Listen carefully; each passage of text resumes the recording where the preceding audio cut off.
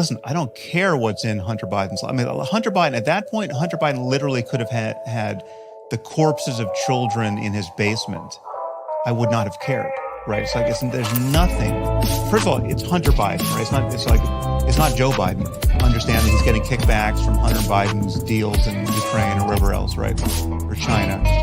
Like that's just a conspiracy. That's a left-wing conspiracy to deny the presidency to Donald Trump. Absolutely, it was. Absolutely, right? But I think it was warranted.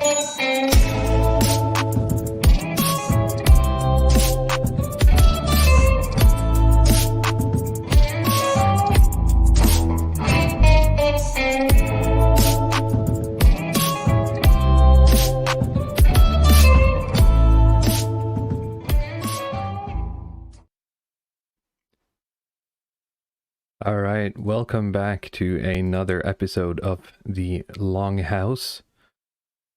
Can you hear me, Luddic Path? Is everything okay? I can hear you just fine. You can hear me? Okay. Yep, we're good. Yep. Just some technical stuff as we're starting up here. It's been 2 weeks, so I'm a bit out of practice since I've touched any of this stuff. Dust off the cobwebs. Yes, dust off the cobwebs. And what an episode to dust off the cobwebs with. Not only are we dead on in terms of timing, considering the hot button trigonometry interview that Sam Harris did recently. I think it actually got released today. But it's another one where you have had ample time to really dig in and shred another one of the Horsemen of New Atheism. Oh yeah, certainly. And I'm very excited. The timing was perfect, actually. I guess welcome everyone to the Sam Harris appreciation stream. It seems like we kind of, just waited, or this is some impromptu stream. It's actually not. This was planned like several weeks ahead, and we were just super lucky with the timing of that interview to come out. So we will probably cover some things or touch on things that was mentioned in that interview at some point, but this is more of this is a thorough takedown from your end. It's not going to be like, oh, we're just going to focus on the Trump thing or the election thing.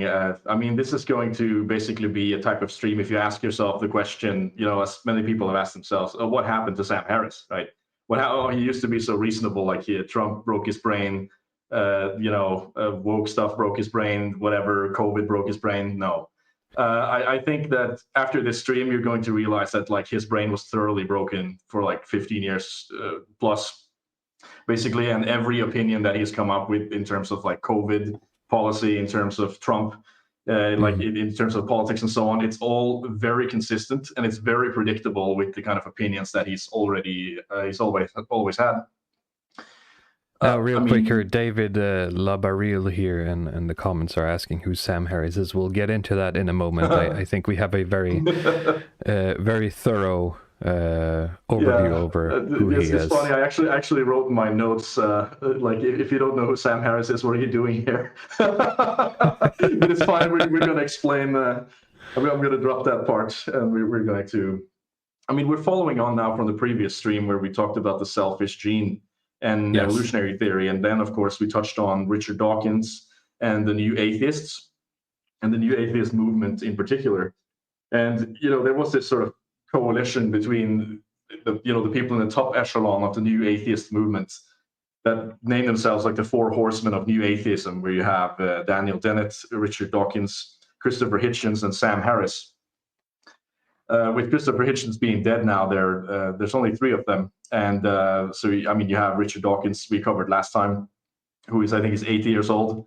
Daniel Dennett is 81 years old. And we have then Sam Harris at 55. So he was basically the young gun coming into the... I do remember us talking last time about, I had a bit of a thought about how Hitchens seems to be the odd guy out in the Four Horsemen, but after looking into your material here, I've been red pilled. I've seen the light. I think, especially in like a academic, or should you say, debate sense, or just intelligence sense, it feels like Harris is the odd man out, but he had potential back in the day, and I suppose that's why they let him in along with maybe some Yes. other reasons that people might think are obvious. Yeah, I mean, of course, and when you look at it, I don't know if you call it a composition fallacy or something, but it's easy to sort of look at Sam Harris and look at his ethnic background and think that, okay, yeah, that's the reason he is where he is, or some other, I was thinking that he has gotten That's why I can popular get all because those cool people on his show. Yeah, I mean, I was thinking that actually I had an intuition that the reason that he was popular is that he was kind of brought in to be this cathedral mouthpiece to popularize United States foreign policy to millennials. Because with the boomer generation, I think, Christian Zionism has kind of been a driving force behind the popular support of American foreign policy. But with the newer generations being more secular, or, less interested in religion, you needed kind of another justification for continuing the American project, and that's kind of where Sam Harris comes in with. He's one of these horsemen who's probably the most active in discussing the broadest range of topics, including things like foreign policy, which is something that Harris, something Richard Dawkins stayed away from, Dennis stayed away from. I think Hitchens, made a lot of comments on foreign policy, but the difference between Christopher Hitchens and Sam Harris is that Christopher Hitchens, when he made his name as a kind of new atheist, he was already a very credentialed journalist. Yeah, that's what I'm saying. He had the skills to back up his boxing, so to speak. He was very good at intellectual brawling, and I'll give him that. So intellectual brawling it's kind of what the new atheist movement is about. I mean, it can easily just be described as like secular bigotry. Basically, it's sort of a type of what I would consider leftist movement that is whose strategy most really relies on polemics, confrontation, and debates instead of using the sort of typical leftist tactics of subversion, institutional capture, lobbying, legislation, the bit more kind of subtle in the background, where the new atheist movement was very much in the foreground and it's kind of relied on, okay, we're just going to make this hard, almost just infantry level, like push against the Bush administration, against American Christianity, Christianity in the West, and so on. So, yeah, it was very, it feels kind of weird having, looked up to these guys to see how targeted their movement was. And we did touch on that probably as to why it was such a successful movement as well. But I can't see it as anything other than malicious, either knowingly or unknowingly. Oh yes, I mean it's a perfect movement for a young generation that is coming into their intellectual life. And a lot of the writing, and I mean, in this presentation, we're going to look at basically Sam Harris' entire body of work, like his bibliography, with exception to the dialogues that he has written. And I don't mean like Socratic dialogues. I mean these kind of books that are basically him talking or transcribing talks that he's had with other activists and so on. But I mean, a common theme that runs through these books is that they are extremely convincing to a person who doesn't know anything. Say you're some person who's coming of age, like you're approaching your 20s, and you're not read on history, and you're not read on religious history, you're not read on theology, you're not read on philosophy or geopolitics, geography, I mean, whatever, then these things seem extremely convincing. But as soon as you basically get a few notches under your belt, as soon you upgrade your knowledge a little bit and you read it again, you start to see how many holes and how patchy a lot of these ideas. I mean, and I think Sam Harris is probably the worst among the new atheists in just making really shoddy stuff. This stream is going to be very fun because of that, because there's just so much material. And the reason that I've been able to read through his entire, bibliography is that it's relatively short. Most of his books are less than 200 pages. His books are not written for academics; they're written for kind of like layman, midwit audience, which is strange because we talked a bit about academic. that earlier today. He has a quote from one of his books. I don't know if you had it shared. We joked about it. We could look at the quote now, actually. Let's see. I mean, you have this quote sheet, then you could probably share it. Yeah, I have it. What is the name of it? It's under the moral landscape header, and then the quote is named boredom. I think it's on the it's on the bottom moral there. Landscape, boredom. All right, I see it. I'll just bring it up on my screen here. Hello, everyone in the chat, by the way. We see you, we hear you. We're just very excited to get this going. Let's see here. Here we go. I'm gonna try to zoom in a bit. This is a screen grab from one of his books, and I'll read the entire passage. Do it. Many of my critics fault me for not engaging more directly with the academic literature on moral philosophy. There are two reasons why I haven't done this. First, while I have read a fair amount of this literature, I did not arrive at my position on the relationship between human values and the rest of human knowledge by reading the work of moral philosophers. I came to it by considering the logical implications of our making continued progress in the sciences of mind. Second, I am convinced that every appearance of terms like meta-ethics, deontology, non-cognitivism, anti-realism, emotivism, etc., directly increases the amount of boredom in the universe. My goal, both in speaking at conferences like TED and in writing this book, is to start a conversation that wider audiences can engage with and find helpful. Few things would make this goal harder to achieve than for me to speak and write like an academic philosopher. Of course, some discussion of philosophy will be unavoidable, but my approach is to generally make an end run around many of the views that conceptual distinctions that make academic discussions of human values so inaccessible. While this is guaranteed to annoy a few people, the professional philosophers I've consulted seem to understand and support what I am doing. So it boils down to, it's boring and I don't want to read it. Yes, it's boring. I don't want to read it. And the people, I know a lot of people in the big leagues, and they agree with me. I know smart people, and they told me it's okay. So just listen to what I have to say. Yeah, I mean, just to preface, because there's no about this in our chat, that having this approach and not ending up writing like Ron Sage pervert, and instead ending up with, like, I called it this gay form of technocratic Buddhism, is very impressive. I'm just gonna intuit my way there, and then you end up with whatever the thing he ends up with, the weakness. I mean, it will all make sense in the end here, but just for context, because we didn't give any context before reading this clip, this is a quote from The Moral Landscape that I think is his third book. Yep. And this is also his PhD thesis, by the way. Imagine that. I mean, imagine you're writing a PhD thesis in and neuroscience. You say, I don't want to write academically. And you say, I don't want to write academic stuff. I just want to start a conversation.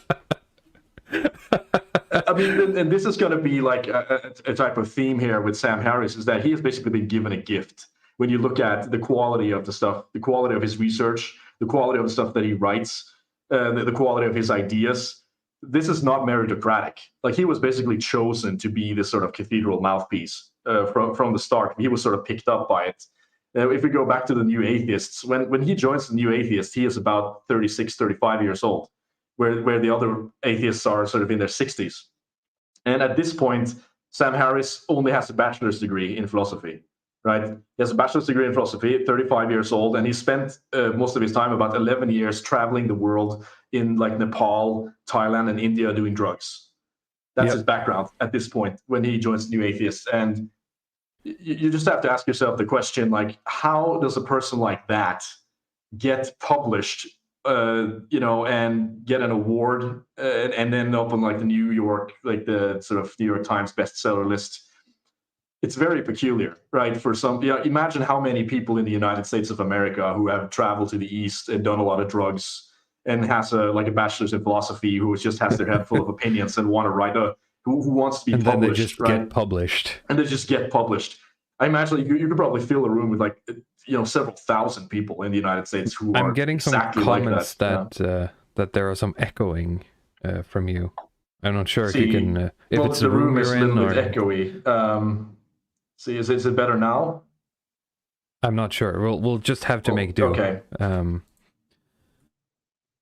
Sorry. Yeah, no, we should probably just dive right in on that note, because of course the ascended ones in the audience don't even have to check the early life section to understand why.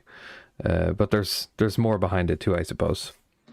There's a lot more behind it. It's easy to think that, okay, this is like just one of the chosen people who is being selected, and that is a part of it. But he's very much more of this kind of technocratic World Economic Forum mindset. Believe it or not, he does he not is. mention that in his writing. There's a lot of adjacent thinkers that he never mentions, but you can see that his thinking just matches perfectly with the things that they want. But just to start this thing off, I mean, what was your relationship to Sam Harris before? Before this, did you have a good impression of him, kind of as a new atheist? I mean, the same as I would have for any of the other Four Horsemen, I suppose. But I certainly was more of a Dawkins and Hitchens guy than I was a Harris guy. So he's always been on like the periphery. Like I know he's existed. I've listened to a podcast here and there throughout the years. But pretty much everything after, I'm not sure if he did anything with Gamergate, but during, I want to say 2014, and then once Trump arrived, of course, any respect I had for him in that sense disappeared. Now, Brazen Atheist here says, do you guys have a point, or is this just a random reading of Sam Harris quotes and shitting on him? No, we have a point. You're just going to have us, you have to listen to 3 hours of us shitting on that Sam Harris before the point arrives. Yeah, unfortunately, we're going to have to spend some time, and if you don't have time to be here, then you can just leave. That's fine. But we like being thorough, so yeah. My general impression of him was, idolatry, I suppose, in the New Atheism years. But then he faded into the background, and once I caught up with him when Trump was a thing, I had a moment where, what happened to you, man? I suppose that's where I'm at. I mean, for me, he was kind of one of the first counter jihad bros, And when I was in this counter jihad phase, then I would look at him and like I thought he was the shit. Basically, he was the man. He showed up on Bill Maher basically and had a kind of confrontation with Ben Affleck, that. Right? And then I thought that was like, oh, this guy's like the man, right? He's really cool. He knows what he's talking about. He's got his head screwed on right. He's composed, well-dressed, articulate, and like he can stick it to these liberals. Yeah, Ben Affleck sitting there crying about that's racist. That's racist. Disgusting. And of course, I mean, I had a very high opinion of him at that point, and I listened to some of his stuff. Then he faded into the background a little while. Trump comes on the scene, and then he's just like you, the opinion changes a little bit on the guy, to the point where I found him a lot more perplexing. I thought he was one of these, eternal centrist guys. I mean, he comes back into the scene again with Jordan Peterson, actually, where they have a dialogue together with a debate about the truth and like the definition of truth, and how they really are arguing like, objective truth versus pragmatic truth in a sort of like this kind of philosophical truth theory with a lot of roundaboutism, because like that's how these two people are basically. I mean, and after that, I listened to his podcast on occasion, and his podcast is actually good because of the caliber of guests that he's able to bring on. I can't say anything else. That's my exposure as well. I've been sent or recommended throughout the years specific episodes, and I listen to them not because of him, but because of the guest he has on. Or the specific topic, really. Yeah, so high-level guests, and he's able to have good conversations with these people. So we'll give credit where credit is due. I mean, yes, the podcast is good, but other than that, he's, I mean, I sort of thought of him that he's like this guy who's kind of stuck in the 90s a little bit, who kind of just can't get over that, we're not living in the 90s anymore. Like the old style of liberalism is just not going to work. But after, going through all of his literature, it's not the case at all. I mean, this guy basically, like one of the contentions and the points that I'll make in this video is that he has, not only he isn't liberal, I think he's never been liberal in any sense. I mean, maybe if you use the word liberal in the American context, where you mean Maybe, progressive. but yeah, I suppose that's the central thesis here of your slides, is that, you know, if we follow his thoughts from the beginning, then everything that happened today actually makes sense. Absolutely. So we could look at the next slide here. I was able to plunge the CIA archives basically and get the file on Sam Harris. So he's been noted here as being a part I of heard the he has New some Atheist friends in gang. CIA, so Yep. maybe you contacted the same people. Yeah, I just called under a fake name and they sent it to me in the mail. Right. I mean, I don't think there's any new information coming out here, but I just, I mean, there's a little list here of his crimes there where Yeah, that you could be kind of note interesting. down the lacking historical context would be one thing. And to be honest, I'm not even so sure that's always the case. There's almost a kind of deliberate obfuscation sometimes with him in terms of trying to explain what's happened in history. I mean, he's very plagued by this kind of progressive thinking there, where he's just like super progressive. And if he thinks if anything comes from 100 years back or 200 years back, it's basically completely worthless. And everybody who lived like 200 years ago were like these absolute moral and mental midgets compared to the people who live now. He's deep in the truth regime of our current age. He's an absolute believer in that. There's no reluctance. There's no sort of second thought. Like, okay, maybe everything's basing not his getting entire better, right? work on it, right? Absolutely. I mean, so many of these criticisms that he will throw at religion just kind of assume that you have to judge everything from the current year moral framework. That is also the approach he takes. We mentioned the counter jihad side that he stood on. That is basically the route he takes to the counter jihad. He's counter jihad because Islam is an old backwards religion, and it's not current year. Yeah, exactly. And it's standing in the way of progress, right? And he hates that stuff. He hates people who stand in the way of progress. It's very much this American liberal progressive idea that, you know, we're so close to utopia and it's being held back by these reactionary forces. And we need to remove them. I mean, that's very much in the thinking of the new atheists, I think, in general, but some of the people are a bit more sober.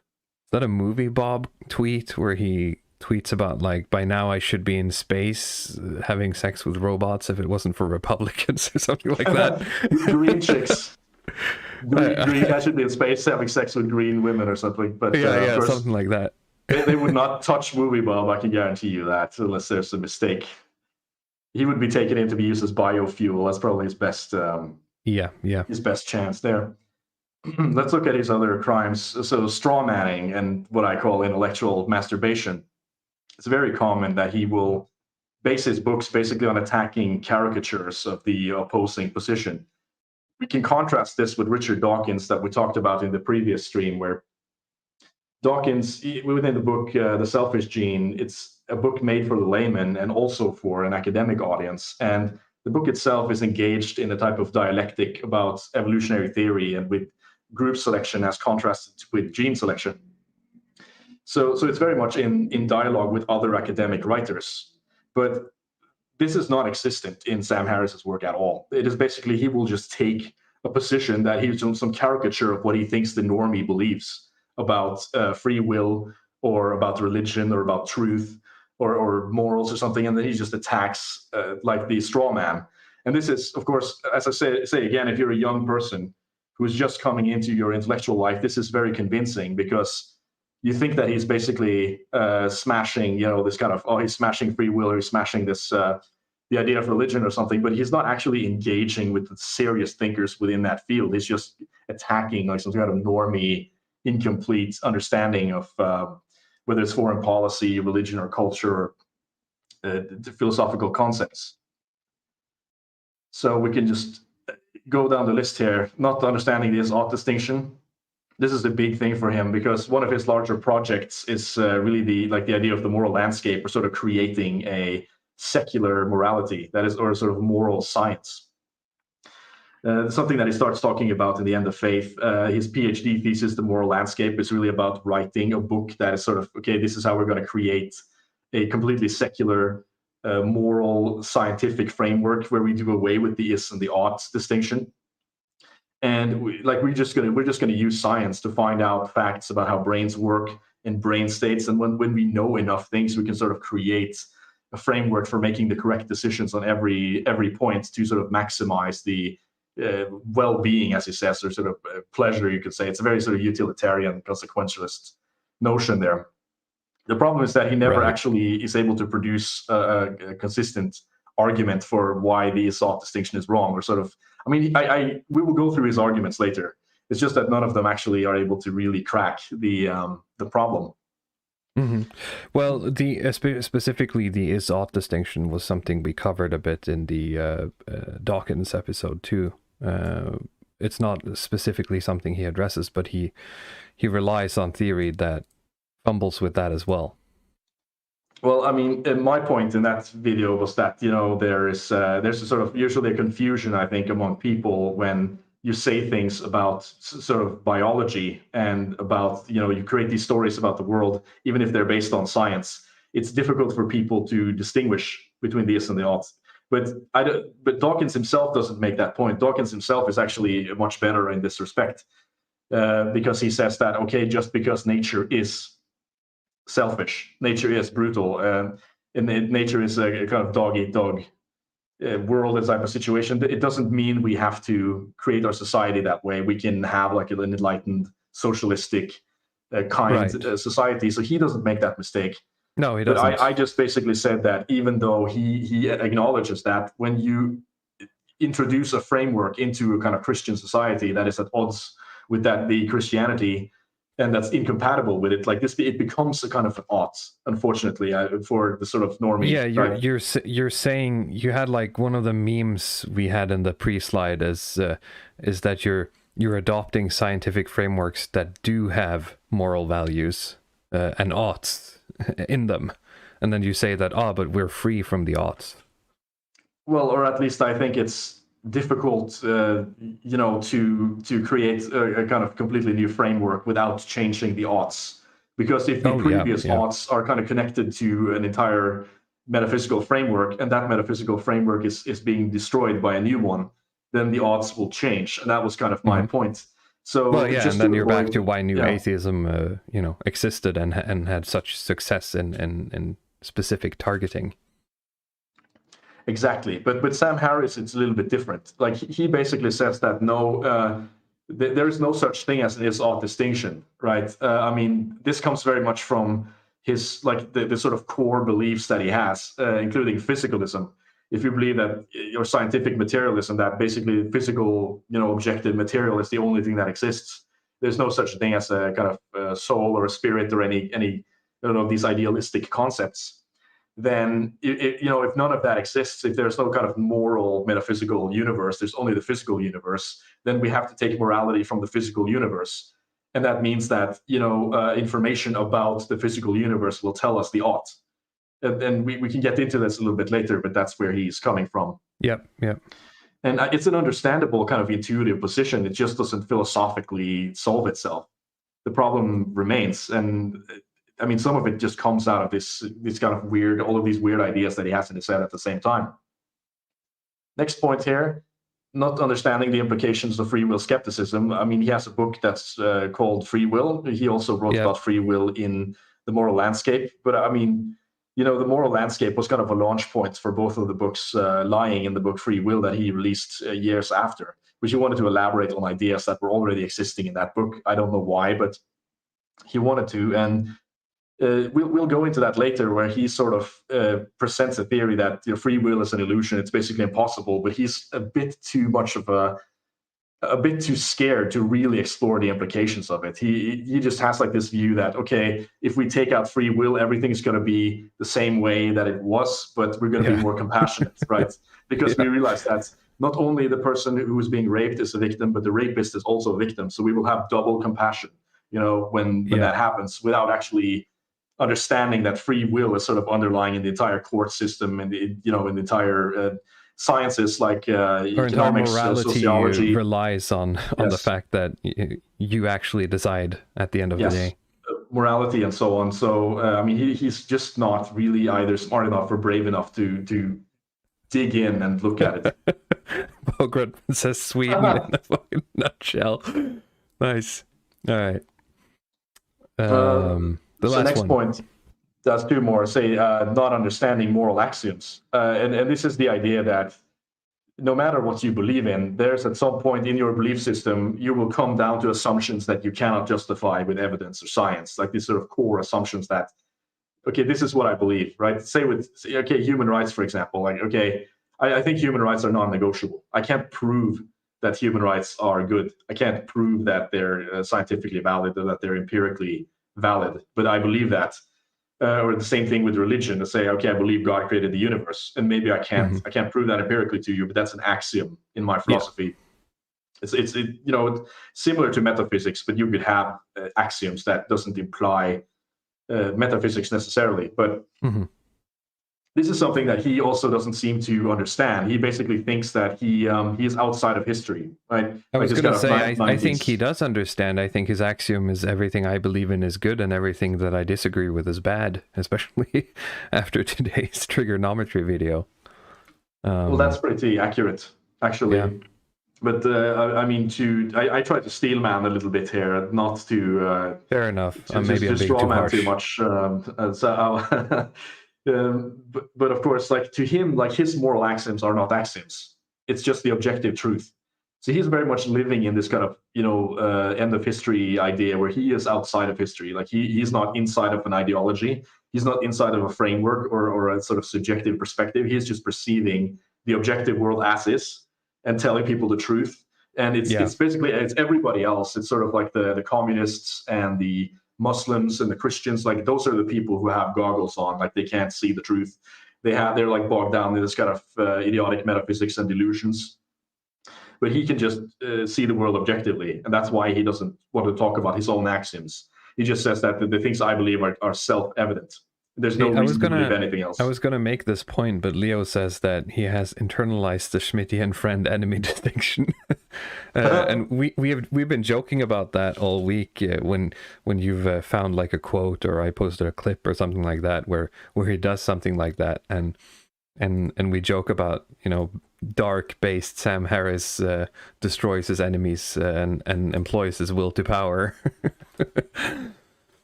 Yeah. So, no, I mean, yeah, he's I mean, he could be interpreted in many ways. And you saw with the interview today, there is a certain kind of will to power there. He's almost, he's probably in the dialectical process, and soon he will understand, postmodernism, and he's just going to go full like Sith mode. It's just a matter of time until Bronze Age Pervert is on his podcast. I'm calling it. I love it. He's already going to the day, huh? Oh, God. Okay. Last crime here. Oh yeah. Sorry. No useful contribution to science. Basically, in spite of being a neuroscience PhD, he has written 3 papers on neuroscience in his entire career. I think he's been a PhD for 12 years now.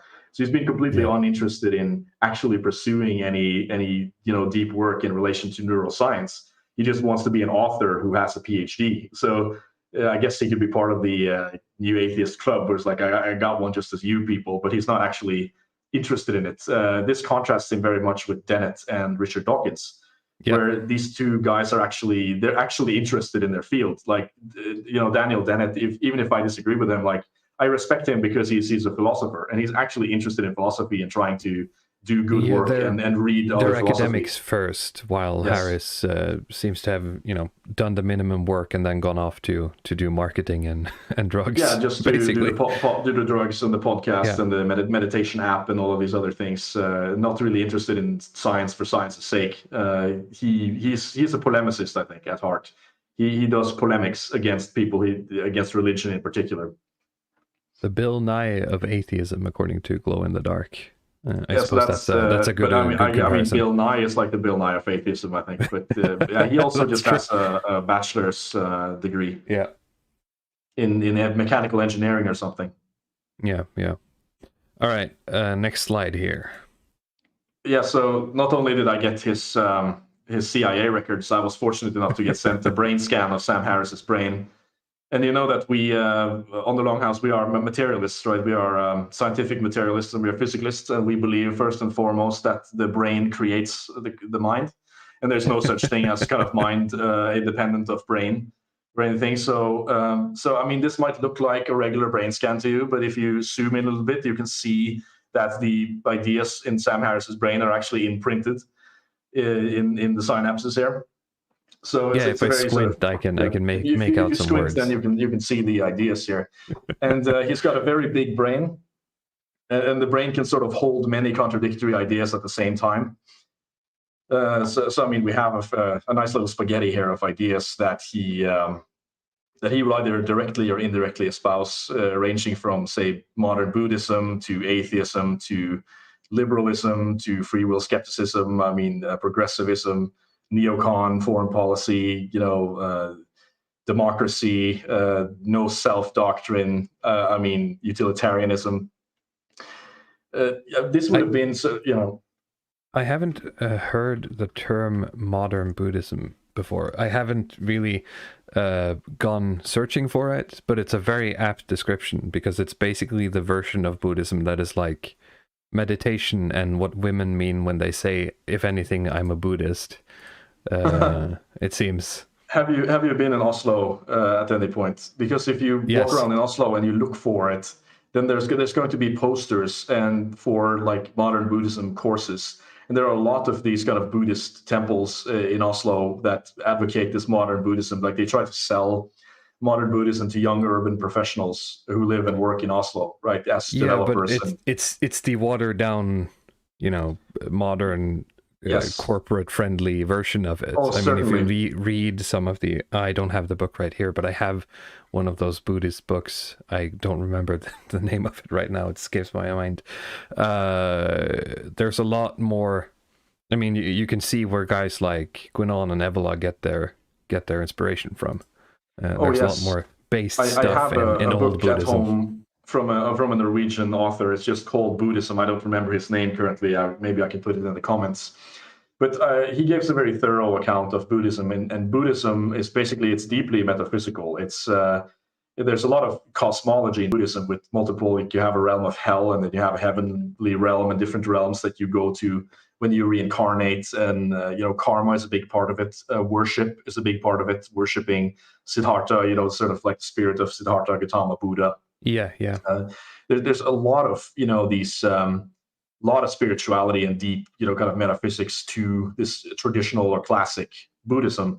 But the modern Buddhism, the author basically explains it this way, that Buddhism is different from Christianity in the way that it's not Christianity is reliant basically on accepting dogma for salvation. Like you have to at least accept that Jesus Christ is God. You have to accept that Jesus Christ came to the earth and to die for our sins, and that he was resurrected and went back to be like with the Holy Trinity. But with Buddhism, they have almost a kind of similar story with the Gautama Buddha, but their religion is not really dependent on belief in the metaphysics or the cosmology, because a Buddhist will get saved through karma, basically through action. So they figured that they could export this into the West by just removing the metaphysics and just teaching like the eightfold, like the Dharma and the eightfold path. And, you teach meditation and mindfulness. And in that way, you can save them in the Buddhist perspective, because they will have the right actions. And and it's completely unnecessary to try to bring the metaphysics, because then they would be in direct competition with Christianity. So instead of doing that, they try to just kind of create a niche for themselves where they target more of these kind of like high income, yuppie kind of weeaboo people who are more interested in this, like people like Alan Watts. Or I mean, of course, he knew a lot more about Buddhism, but if you're in Oslo next time, just take a look around and see if you can see some Buddhist temples or posters for like mindfulness courses, or I'll keep an eye out for it. Yeah. So let's see, is there anything else here that I should explain? Neuromania is a term here that I really got from the video from CKK Philosophy. I think it's a good channel, even though it's a leftist philosophy channel. But it's basically rooted in this idea that everything can be explained through neuroscience. I mean, every sort of phenomenon, we're going to be able to understand everything about human beings by analyzing brains. And Yeah. I mean, it's sort of, this is the name of a book from a neuroscientist who basically tries to debunk this idea, tries to reel this in a little bit, and mitigates people's expectations. Because, no, we can't actually figure out everything by studying brain signals. There's a certain limit, just like with most of science, there is a kind of limit to what you can get out of it, and trying to understand that. But of course, if you believe that stuff, it's because you're interested in the philosophy of science. And Sam Harris is certainly not interested in that, just like most of the new atheists. They're not interested in anything that puts a limit on science itself. No, of course not. Otherwise, we won't achieve the gay space communism or whatever he's after. Progressivism doesn't work. If there's any limits to science, progressivism, I mean, it doesn't work. If there's anything that you could construe as like a breakpoint here, then he has to start over again. Leo Borealis comments: anyone practicing mindfulness should be bullied relentlessly. I agree. That's how it should be. And it should also be the way that if you can't fix about 85% of your problems by just going outside, you're not going to make it. I'm sorry. If you have to use mindfulness to be able to get through the day, you're one of those yuppie professionals. No, I mean, I do think that this holds a benefit to some people. Like you have certain athletes that do like these kind of visualization exercises, and that you can sit and try to focus your attention on stuff. As far as I know, there are studies that proves that to some degree this will work. So Fair I'm not enough, going to. But for the average person, I think I don't know. Something caught my eye when it was specifically Leo, because I see he's been posting pictures on Twitter of him like building a house in the middle of the woods, and I'm thinking that he's probably doing quite well mentally while he's doing that. I think that's probably better for you if you want to go outside and do like a crafts project. That's probably going to help you more than just sitting and listening to your breathing for half an hour. That I will not argue. Like I think that's absolutely, but some people just don't have those alternatives. Of course not. You have to realize that like a lot of these Buddhist countries, their living standards is not exactly high. Like you don't have a lot of freedom or space even. No. So there's a lot of focus on just calming yourself and trying to accept the predicament that you're in and think about it differently. Say that if you live in China or somewhere where you're crammed in the way that they are, you're not going to get space to even have your own cabin in the woods, right? I mean, some of them don't even get space for their own like gravestone. So it's kind of what they're dealing with over there. All right, we'll keep moving. Yeah. Yep. So this is a kind of nice little exercise for people that if you're kind of the high school level or junior or college, if you get all of these terms, and this is going to be on the test, guys. You can just do a little assignment where you try to cluster all of these ideas into these boxes and see, what exactly kind of ideologies are being presented here, or in a sort of very broad sense. And there are many ways that you could group these together. I think if you had 10 people doing it, they would come up with like 10 different solutions. But this is just a suggestion on my part. If you look at all of these ideas that Sam Harris has in his head, to just point out the type of contradictions that are just littered in his writings. So I made the boxes here, like Western imperialism, Western chauvinism, where you have like this is like the one world government. This is the gay imperialism box here, where liberalism has to be there, free speech has to be there, and democracy is compatible with it, because you are in a sense exporting democracy, and you have to believe in these things. You also have to believe in the absolute truth and objective rationality, because it's not just a will to power thing. You are essentially exporting like the best way of governance, like the 90s liberal capitalism.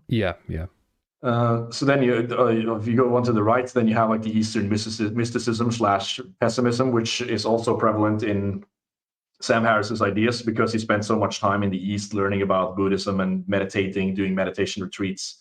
Modern Buddhism I put in there, honesty as an axiom. I mean, you have what's called the Eightfold Path in Buddhism, where lying is sort of seen as a kind of grave sin, or just being honest is going to be a sort of step on the way to better karma. And you have the doctrine of no self, that is also a sort of core of Buddhist thought. The idea of kind of meditating on yourself and kind of realizing that sense of self or the sense of individuality you have is kind of illusory. Really, it's a sort of very kind of temporary thing that eventually is going to cease, and that you are kind of like an integral part of the world, that is not really separate. And there are, I don't want to go too much into explaining this. I mean, for people who are, some of the people know already, some of the people are interested in this, they'll just have to read up on up on Buddhism. So, I mean, of course, some of these labels will repeat themselves because they fit in multiple boxes. So under the Eastern mysticism and the pessimism, there you have the left liberalism, that is sort of the what you'd call like the Glenn Greenwald, the bit of this new left idea where we have the democracy and the free speech and the social libertarianism and progressivism, where everybody's just going to be free to explore themselves sexually and but we're still going to have it's going to happen inside of a sort of safe frame of democracy and representation. I mean, everybody's been exposed to this view at this point. So, it has been very popular. It's sort of falling out of fashion because it's losing people to more of these kind of woke and slightly more authoritarian directions. And on the right here, I put the technocratic world order, which, of course, it could be interchanged with the imperialism and the Western chauvinism. The difference between the technocratic world order and the chauvinism is that the technocratic world order does not imply any kind of liberalism. It doesn't imply democracy or free speech. It doesn't need any of this. It's basically has the idea that we can kind of optimize through spreadsheets and computers and machine learning, like the best way to live. And there's no need for democracy. So you have the one world government, benevolent dictatorship, objectivity, utilitarianism, free will skepticism. We think of people are basically machines, right? So we don't need that. Yeah. Neuromania, we map out their brains and we figure it out. So scientific naturalism, atheism, moral realism. I mean, this is like a very common way of thinking. The people who are in the World Economic Forum, right? We're going to cover. Someone made the point earlier that Sam Harris seems to be a mini version of a Blair, and it's certainly some echoes. Oh yes. So let's see. I lost my train of thought there, but they have. I mean, we're going to do a stream on Noah Yuval Harari, I think, the guy who did the *Sapiens* book, and he's done the *Homo Deus*. Like his worldview is kind of similar to this as well. This thing that you're not a free being, you're sort of hackable human being. We're going to figure out how your brain works. We're going to put in the brain chip, and you'll own nothing and you'll be happy. Kind of worldview. So it's. I managed to get a hold of a copy of that *Sapiens* book, and I've been browsing through it a bit before I start reading it for real. I gotta finish some other stuff first, and I was hoping from sort of the things he was constructing, the framework of whatever he's constructing was promising, but then I started to see the cracks when it comes through, like why, like he might say something that akins to hunter-gathering is good and in theory a better version of humanity than farming is, which sounds like something someone like Evola would say, but his conclusion from that is I find to be very wrong. Well, it's a kind of bump in the road on the way to utopia, right? That's sort of how he sees it. It's less utilitarian, it's less kind of pleasurably efficient than the hunter-gatherer lifestyle, but in the sense that allowed us to move on to more pleasurable states later. I think that's kind of his view on that. Yeah, I think so too, but it's weird because so many of these things have to, when they're constructing the argument for why modernity is better, they have to also tacitly agree with why the other thing is good, because you have to sort of shine a light on it. And then I find that the result is that their arguments are much weaker. So, I mean, just a quick aside, I also don't think it's correct to represent Evola as like being a return to monkey guy. Really, I think, his philosophy implies like some civilization at some point. I think he views like indigenous people as basically stunted. Yes, that was wrong of me to pull him up, but I was more alluding to it, that it would be something he could have written in a passage. Yes. But okay, I have the list there on the right of the contradictions, where, I mean, you could list more of them. This is just going on the surface, but to try to get the general idea here. The first one is the contradiction between consequentialism and deontology. And I mean, for those who don't know, this is two branches of ethics, basically, where you either see that ethics is about the consequences of your actions, or you look at ethics as the consequences of not the consequences, but in the action itself. That, if you're ethical or not, it depends on if you did the right action, not what the consequence of that action was. So, I mean, the thesis that Sam Harris brings up in The Moral Landscape and in The End of Faith, also in A Letter to a Christian Nation, is that well-being, or sort of like, the utility, the pleasure of conscious creatures, is the only thing that matters, right? Conscious creatures feeling good, having kind of a healthy life, that's the only thing that we can care about.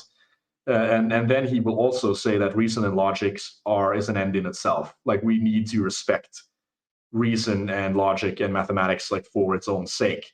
So there you're already in a kind of contradiction, where you could run afoul where logic and reason could lead us to a point that has less pleasure and less well-being for humans, and you have to make a choice. Do you want to allow, want to emphasize the reason and logic at all costs, or do you want to basically stunt reason and logic in able to maximize well-being? Yeah. I mean, in like Sam Harris's mind, these two things they're completely compatible. But I think for most people reading it, if you have a layman's familiarity with ethics, this is not something that you that works. Quickly spot that these things are gonna. Take okay, I'm getting lambasted in the comments. I'm sorry, I didn't mean to bring up Evola as an example. It was a bad example. I take it back. Mea culpa. Yeah. Okay, so the next one is the liberal values versus the techno-totalitarianism. And there we have like the left liberalism box here that is at odds with the technocratic world order box, where you say that in the kind of liberal worldview, democracy is an end in itself. Having a kind of egalitarian distribution where everybody gets a say and the people are sovereign, that's an end in itself. Free speech, human rights are an end in itself. And like the competing point then from the technocratic side is that, and in what Sam Harris says in The Moral Landscape, is that there are right answers to moral questions that we can derive from material realities, basically from facts in the world. And like this basically means that when every time you make a decision, there will be an answer that kind of maximizes pleasure. There will be an answer that makes things less pleasurable or decreases well-being, as he would say. I mean, he would probably be angry that I use pleasure instead of well-being, but it's, okay, I'll just say well-being for now on. Yeah, it's the control versus freedom axiom here, really. And I mean, if you see democracy as then the absolute good, you have to realize that people will use democracy to vote against things that are optimal from this technocratic moral standpoint. And you could see it there in the trigonometry interview. That's one of the contradictions there, is that he loves democracy, basically, but if the people vote for someone like Trump, then democracy is bad. It's all out the window, yeah. the democracy is only good if it produces certain outcomes, but then there's no need for democracy at all. I mean, then democracy is not a good tool in itself. It's just something that's going to bring about this progressive utopia, and if it doesn't do that, then we just discard democracy. So then you don't actually believe in democracy. You're not actually a liberal. No, democracy is when my guy wins, and when Trump, then it's bad. Yes. So that's basically it. I mean, yeah, it's a typical idea. I mean, to be a liberal, I mean, liberalism it's not just Hillary Clinton.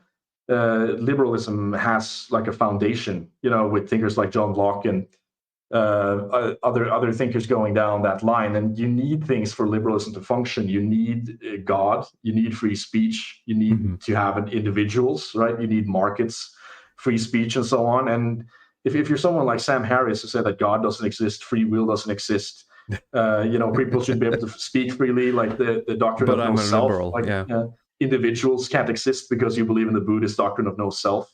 Then there's no foundation to call yourself liberal. It's just not there. It's just paying lip service to some idea that people are listening to you, and they think you sound reasonable because you call yourself, I'm a small L liberal or something, like I'm a centrist. But there's none of the assumption in his worldview that supports centrism or supports this kind of liberalism at all. So it's really a kind of mistake to label himself that way. And I don't know if that's something that he's doing deliberately to kind of make people feel safer about his worldview, or if he just doesn't understand that. Yeah, maybe he's just Martin Bailing himself and moving from one to the other as he pleases. I don't know. But yes.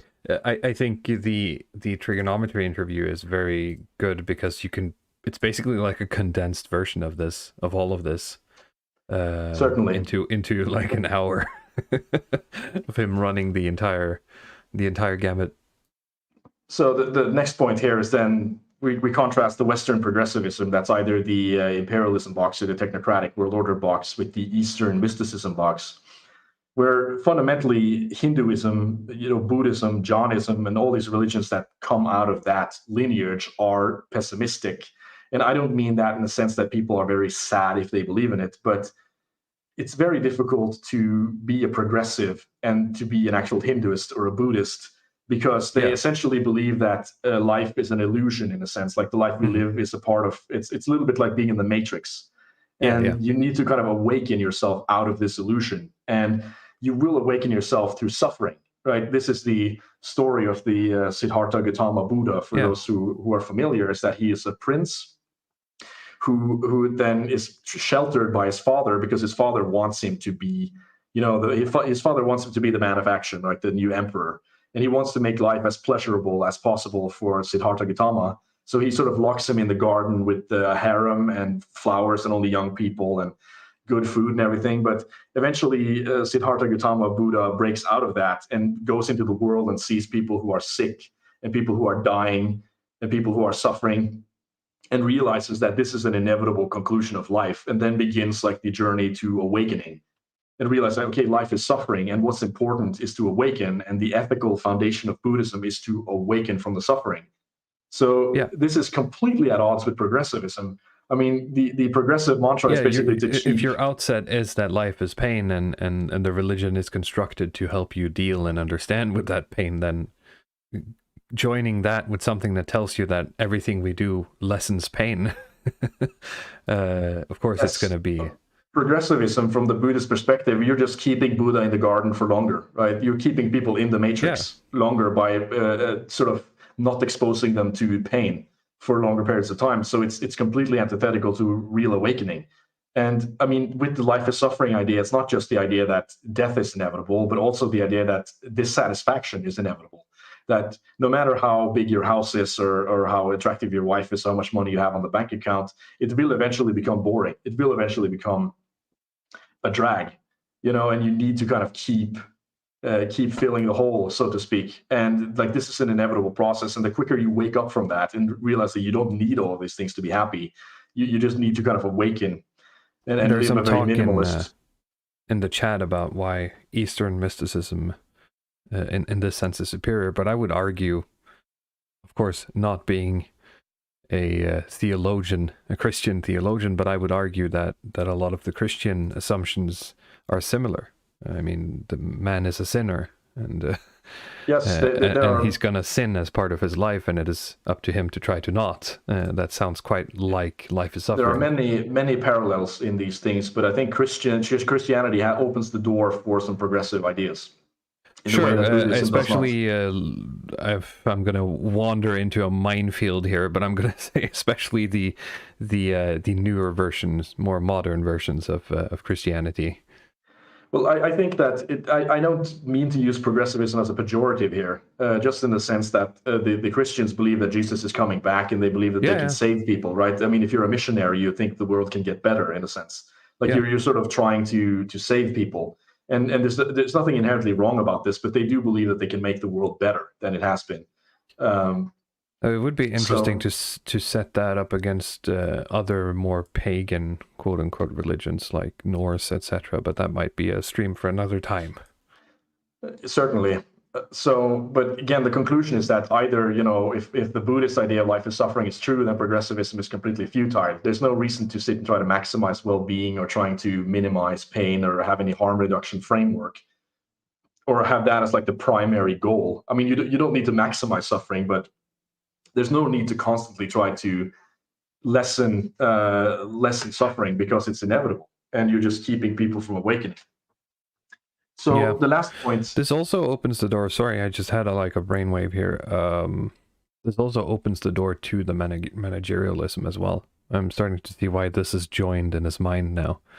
Because of course we have to, if life is suffering, but we're going to make everything better, we're going to have to build systems to take care of people, basically. To handle that pain, or to manage it, so to speak. And there's the technocratic world order, I guess. Yes. So, I mean, that's an interesting observation. It's almost like a kind of dialectic. I didn't think of that, but it's certainly a possibility that that's his actual rationale for wanting to, get in on these progressive projects. And see, the last one that I included, I mean, this doesn't have to be the last contradiction, but I think it's the most notable one, is really his physicalism. And the kind of idea that, only the physical material world is real, and the rest is illusory. Like, ideas are not real, spirits are not real, metaphysics is not real. We only need the physical world to explain what's going on. But if you read Sam Harris's work, it's almost exclusively centered on ideas and religion and the impact of religious ideas on people. So, I mean, it's really bizarre if you are kind of completely materialistic to not take material conditions in as the primary cause of why people do what they do. I say, like a communist with dialectical materialism, that they believe that the material foundation creates the ideological superstructure. But with Sam Harris, he basically believes that, it's basically ideas that drive the world. It's like the war of the Enlightenment versus Islam and all of these ideas. And what are ideas, in a sense? I mean, in the materialist framework, what is an idea? Yeah, I mean, fool that you are, for you trust the chemicals in your brain to tell you they're such, etc., right? So you can't. But also, it's religion's fault. That's somehow. the problem. And from in that framework, what exactly is an idea? I mean, you can't in neuroscience, you can't show me basically, okay, this is the brain of a communist, right? I mean, of course, you could find a communist or someone who says he's a communist. You could show me his brain, but you could get a brain of someone whose ideology you don't know, and you could just see that, okay, this is a communist brain, or this is a capitalist brain, or this is like, no such thing exists. You can't reduce these things into simple firings of neurons. Like, they are completely their own thing. So basically then adopting that framework is, I mean, either, I just think it's a mistaken idea to sit and say that there's, it's only the physical world and the brain just kind of causes these things. And then to use your entire language to sit and talk of like the war of ideas that needs to be won. Yeah. So I think that sums up the core ideas here. Now, these are things you have gotten from reading his books, I assume. Yes. I mean, just, it's kind of a summary for me. I go through things in a bit of a roundabout way. And we could have just jumped straight into his books, but like, this puts a kind of context on a lot of the ideas that he has, which, I mean, you have a lot of people with contradictory worldviews. Like, say you have a nihilist who will say that everything is meaningless. And then you come back with some Alan Watts quip that, oh, if everything is meaningless, then so is that statement. Aha, gotcha, nihilist. Or some kind of Jordan Peterson things, destroyed, or some, oh, you're a feminist, but you support Islam. Well, didn't you know that Name Islam every is woman. Oppressive or something? Haha, gotcha. And those are like these simple contradictions. Or is it, oh, you're pro-life, but you support the death penalty? Haha, gotcha. But like, those are, simple, superficial contradictions, but like, this is like complex contradictions. These are core problems. Yeah. Very deep, complex contradictions. And there's very few public intellectuals that I have read that I feel like have this many contradictions in their thinking. I think this is probably the worst that I've ever encountered, to be honest. And I mean, it's good for me because I can create content, right?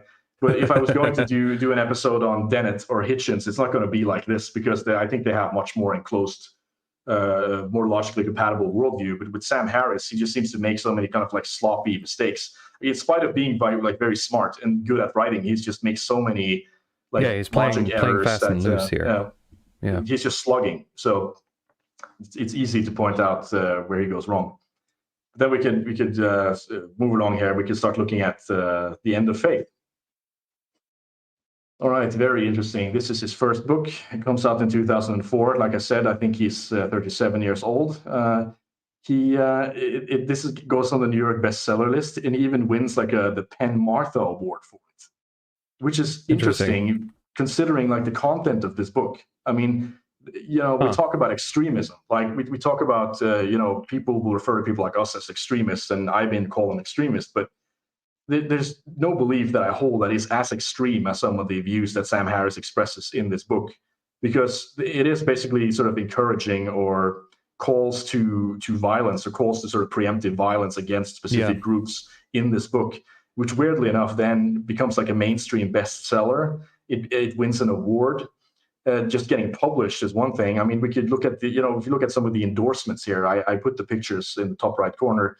Dawkins endorsed it, of course. I mean, this is expected, but Dawkins basically says that like this should be the new Gideon Bible, right? This book should be in every hotel room, every drawer should have a copy of this book, and every American should read this book. Like that's what he said in his endorsement. This is like signed uncle. He was absolutely absolutely ecstatic about this book that basically has it's basically like a manifesto in my view. And Alan Dershowitz, actually, who is, this is interesting. He's like one of America's top lawyers. He was Epstein's lawyer. I think he helped Trump at one point.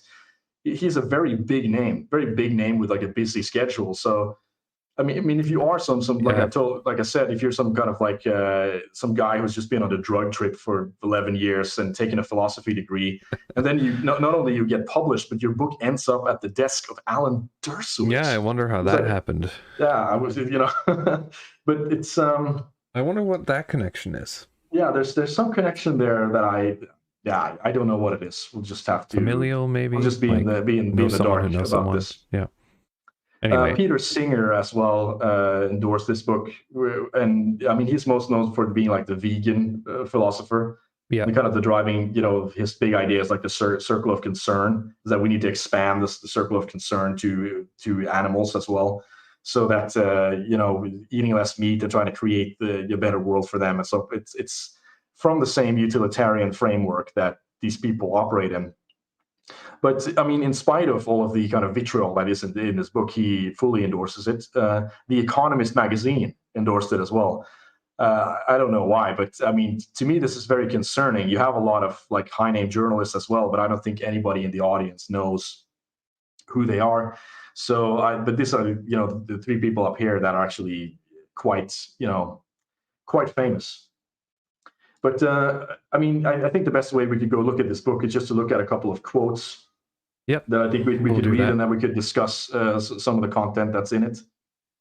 So if you look up the quote sheet there under the end of faith, we can just see some of the ideas. So like some of the first ideas that he starts to discuss is why is religion privileged, in a sense, like why is religion immune to criticism from a rational perspective? Like why is there such a taboo against criticizing religion and mocking religion and so on? So that's where this quote comes in. Maybe you can read it. I'll read them. Two myths now keep faith beyond the fray of rational criticism, and they seem to foster religious extremism and religious moderation equally. 1. Most of us believe that there are good things that people get from religious faith. Example, strong communities, ethical behavior, spiritual experience, that cannot be had elsewhere. 2. Many of us also believe that the terrible things that are sometimes done in the name of religion are the products of faith, not faith per se, but of our baser nature. Forces like greed, hatred, and fear, for which religious beliefs are themselves the best or even the only remedy. Taken together, these myths seem to have granted us perfect immunity to outbreaks of reasonableness in our public discourse. Right. So, I mean, if you look at the New Atheist community and the New Atheist project, the way I see it, it's, aside from just the need to kind of dunk on people who are dumber than you are, it's really about, the prospect of replacing religion as a kind of bedrock in society with a more secular framework. And that's Yep. really a bit of what he's getting on there. Is that, okay, people, what do you get from this faith? You get the strong communities and the ethical behavior and so on. And so the job of the new atheist then will be to find an alternative route to the strong communities and the ethical behavior and the spiritual experience. And I mean, Sam Harris has a book called Waking Up that we'll look at later, where he does look at, okay, what's the like naturalistic spirituality and secular spirituality? What does that look like? And how is that possible? But the interesting part about this book is that he brings up these 2 points, and he just does not address the first one, like how can we get like secular strong communities or good secular ethics. He talks about what we do in the future, but he doesn't really have like a good remedy here. He mostly just goes on this kind of polemic rant against religion. And it's very hard hitting at times. On the second point here, he flips this on his head and says that basically, no, it's not that, the bad things that happen in the name of religion are a result of baser natures. Is that religion, man is actually good natured, and it's the religion that makes him do evil things. This is like the Christopher Hitchens things that, good people are just going to do good stuff and bad people do bad stuff, but you need religion to make good people do bad stuff. And that's like his core thesis here, is to sort of prove that, it's actually the religious ideas that make people do these evil things. It has nothing to do with their inner natures. The natures themselves are actually better than the religion that is supposed to solve the problem. Okay, so that's one. If we just keep scrolling down there, you get to the next section that he calls the shadow of the past, where he talks about, this is his progressive side coming out, where he talks about how bad the past was, and he tries to give some examples.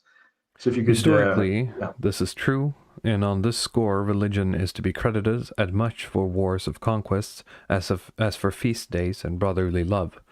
But in its effect upon the modern world, a world already united, at least potentially, by economic, environmental, political, and epidemiological necessity, religious ideology is dangerously retrograde. So he is sort of fair enough to admit that, historically, like religion has been a uniting factor from a national perspective and from like a global perspective. But now, like we have other problems, and religion is just getting in the way. And like, notice here that he says, economic, environmental, political, and epidemiological. I mean, what does that remind you of? Yep. I mean, but this is also an interesting thing about Sam Harris, is that how many of his books talk about this stuff, or they keep mentioning epidemiology, and this is like in 2004, right? So in 2004 and throughout to like the aughts and the tens, he keeps writing about this epidemiology. We need like unity to be, epidemiology, the pandemic response. But like he keeps talking about it even before, the notorious illness 19 has struck out. So this is very interesting. Like he sort of believes that like that's going to be one of the bigger projects, that religion is going to stop us from having a united front against the pandemic. Let's see. Glow in the Dark says, if man has good nature, would he even pick up bad beliefs? Yeah, good question. Yeah. Well, it's Sam Harris seems to believe that. Well, it's deterministic, right? I mean, I don't, there's a lot of contradictions there, but he sort of talks about man having a good nature, but if it's deterministic, then I don't know what it even means to have a good or a bad nature. No. Let's see. So he just says that, okay, we can give religion some credit, but now it's too old and we can't like deal with the pandemics. And of course, he'll get back to this later as well, where it's just the reason why, his response to the last pandemic should not have been a surprise. He basically says that it's super important that everybody has like comes to the same conclusion. Yeah, we all have to be on the same page. We all have to be on the same page. And that's why he sort of tried to cancel Brett Weinstein and a lot of these IDW types over the response to the pandemic. Yeah, he was on shaky ground with those guys already during the Trump stuff, but I think the COVID broke that group, didn't it? Yeah, I think so as well. Yeah. Okay, we just keep scrolling. We could look at some more quotes here. You want me to read the religious wars? Go on. Indeed, religion is as much a living spring of violence today as it was at any time in the past. The recent conflicts in Palestine, Jews versus Muslims, the Balkans, Orthodox Serbians versus Catholic Croatians, Orthodox Serbians, blah, blah, blah, blah, blah, Northern Ireland, Kashmir, Sudan, Nigeria, Ethiopia, and Eritrea, Sri Lanka, Indonesia, and the Caucasus, let me see, are merely a few cases in point. In these places, religion has been the explicit cause of literally millions of deaths in the last 10 years. So this is very interesting, because if you come into this reading it like if you're 18 years old and you've never read any history, this is completely like, this should, you know, fill you with indignation and hatred of religions, and like, look at all these stuff that's caused by it. But then later you come back after having read some history and you start looking at some of these things where you actually know the background. Let's say like the Irish, you know, Catholic Protestant conflict. Like, that's not a religious conflict. It's not a theological conflict. It's a sort of nationalism versus unionism, basically. And even if they have many others, Nordanon pointed it out, a lot of the things he mentions here are actually more ethnic than religious conflicts. Yeah, that's the point. A lot of them do have religious tie-ins to their ethnicity, but, you know. But like, the idea that like, this is about, you know, religious ideas, that, you know, if the Irish unionists were Protestant and the Irish nationalists were Protestant and they would get along, they would just forget about, you know, the entire nationalist issue. Yeah, it seems absolutely bonkers, but like, it's not hard to see this. It's not hard to read up on this stuff. But if you're coming unprepared to this, like, you're just gonna leave with the impression that this is you know, this is all religious wars, and look at all the death that's been caused by religion, and you have like talking points for your high school debate class and so on, to catch people off guard if they don't actually know what's going on here. I mean, it's the same thing with you know, Sri Lanka as well. I talked to you about like the Tamili Liberation Army or something. Like, you know, Buddhists and Hindus do not have great theological differences.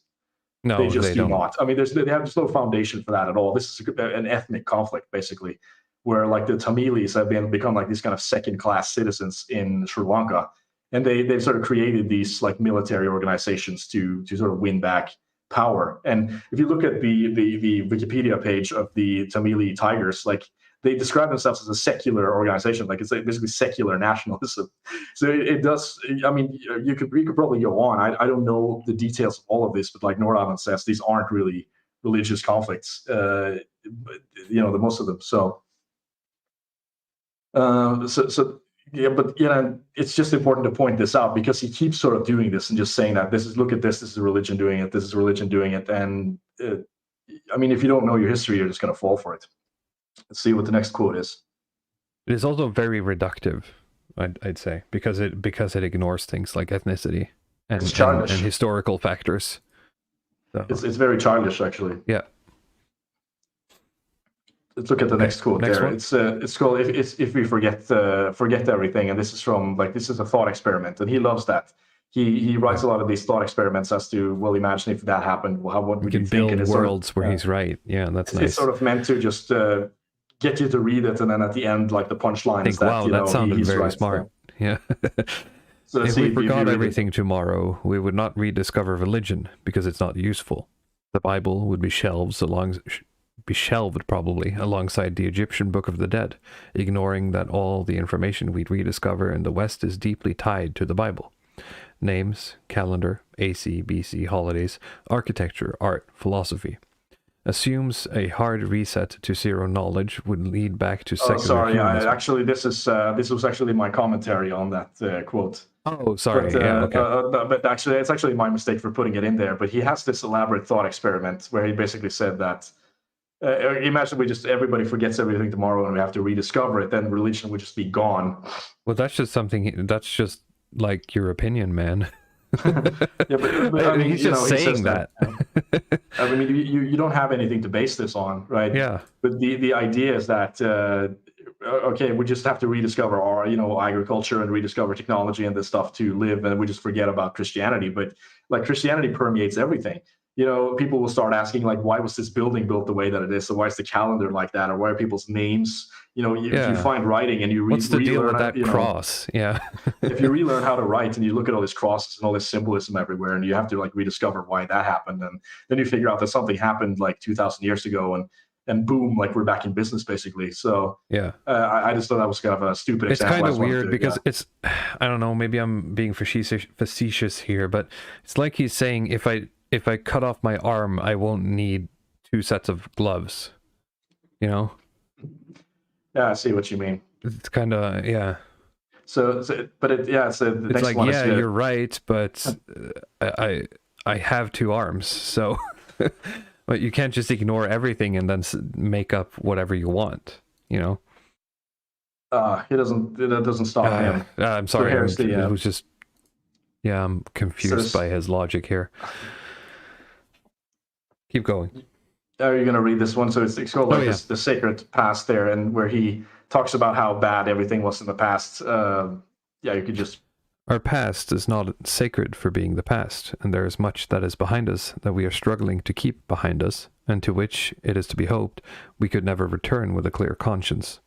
The divine right of kings, feudalism, the caste system, slavery, political executions, forced castration, vivisection, bear baiting, honorable duels, chastity belts, trial by ordeal, child labor, human and animal sacrifice, the stoning of heretics, cannibalism, sodomy laws, taboos against contraception, human radiation experiments. The list is nearly endless, and if it were extended indefinitely, the proportion of abuses for which religion could be found directly responsible is likely to remain undiminished.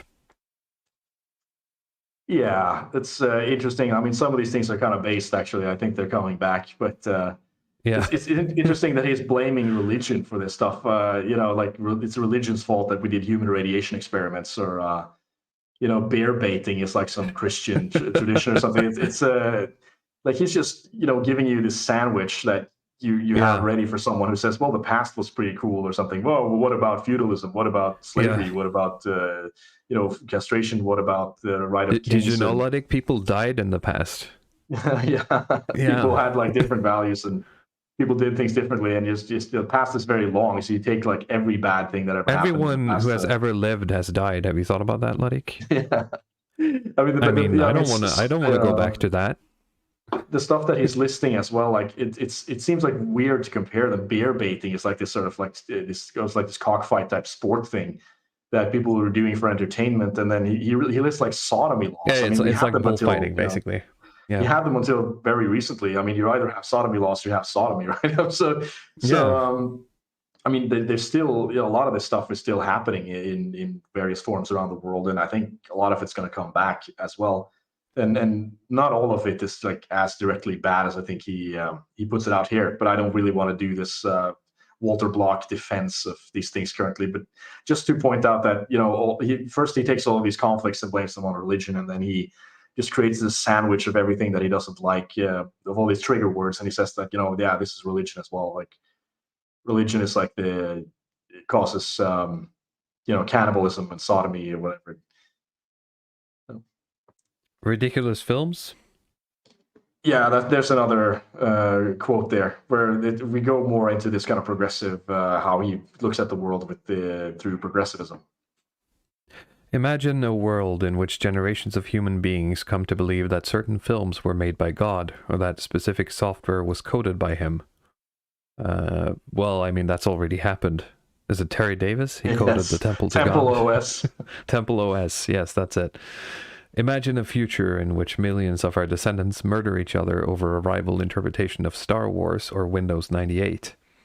Could anything be more ridiculous? Well, I've been on Twitter too. Sorry, I'll stop editorializing. And yet, this would be no more ridiculous than the world we are living in. The thing is that I don't think these first things are ridiculous. I don't see that as something. It's like, it's weird that like God would inspire a piece of software or a film or something. I think that's really possible that you could have a painting, or that you could have a vision or something, or be in contact with like a higher being and then be inspired to do something. There's nothing weird about that at all. I think it happens a lot of the times, probably more than people think. But I mean, we just gonna have to keep going. We have so much material that we might have to just like pick up the pace here, just to cram all of the idiocy into one episode. Death, the front of illusion. Rational spirituality. On the contrary, I hope to show that spirituality can be, indeed must be, deeply rational, even as it elucidates the limits of reason. Seeing this, we can begin to divest ourselves of many of the reasons we currently have to kill one another. But what if they disagree with you politically, Sam? Yeah, he never gets to that point. He's not really open to the idea that, okay, you could have another guy who has a completely different view of how rationality should be applied. Like his calculus of like this well-being stuff, that's different. It's completely different from yours, and he might kill you over it. But yeah, he might figure that out someday. Let's see the next quote here. So he goes into the chapter that's called The Nature of Belief. And this is one of the core ideas that Sam Harris has, is that beliefs, okay, you can just read it actually, so I'll let him speak for himself. Believing a given proposition is a matter of believing that it faithfully represents some state of the world, and this fact yields some immediate insights into the standards by which our beliefs should function. In particular, it reveals why we cannot help but value evidence and demand that propositions about the world logically cohere. These constraints apply equally to matters of religion. Freedom of belief, in anything but the legal sense, is a myth. We will see that we are no more free to believe whatever we want about God than we are free to adopt unjustified beliefs about science or history, or free to mean whatever we want when we use words like poison or north or zero. Anyone who would lay claim to such entitlements should not be surprised when the rest of us stop listening to him. So, I mean, here you start to get to the core of his worldview. He basically says that you don't have freedom of belief. Like you're free to believe what's true. And like, he thinks he's making an argument against religion. He's actually making an argument against liberalism, whether he likes it or not, right? But this is like he basically says that beliefs is just an assertion that you have about the fact in the world, and that it's like a computer program in your head. Basically, it has like almost a deterministic effect on how you will react with the world. So, like, you need to rid people of these unjust belief. You need to criticize them, to stop them from acting on them. And by doing that, you're stopping pain from proliferating. And there's no point to, like, they don't have the right to have that. That's not a right that you have. It doesn't have any just value. Agree with me, then everything would be so much better. Yep. Yeah, that's kind of, it sums it up. You read the next quote as well. He goes into a little bit more depth on epidemiology. Oh yeah, we're back, baby. Given the link between belief and action, it is clear that we can no more tolerate a diversity of religious beliefs than a diversity of beliefs about epidemiology and basic hygiene. There are still a number of cultures in which the germ theory of disease has yet to be put in appearance, where people suffer from debilitating ignorance on most matters relevant to their physical health. Do we tolerate these beliefs? Not if they put our own health in jeopardy. Does this sound familiar at all? I mean, interesting. Having like different, this is, it just says it all. Like basically, if you have a different view than me on religion, is having a different view on epidemiology, or how to handle diseases. I mean, considering the pandemic, you can sort of see that already here. He was kind of just set in that we're gonna take the technocratic solution. If you don't believe in that, then we don't have to take you seriously, right? We should just cancel you and just push you out of the good company. All right, let's keep going. So we have like the next a bit of a whopper here, right? This is here he basically justifies killing people for their beliefs, and we're only at page 50 or something in the book. So let's hear it. Killing people. The link between belief and behavior raises the stakes considerably. Some propositions are so dangerous that it may even be ethical to kill people for believing them.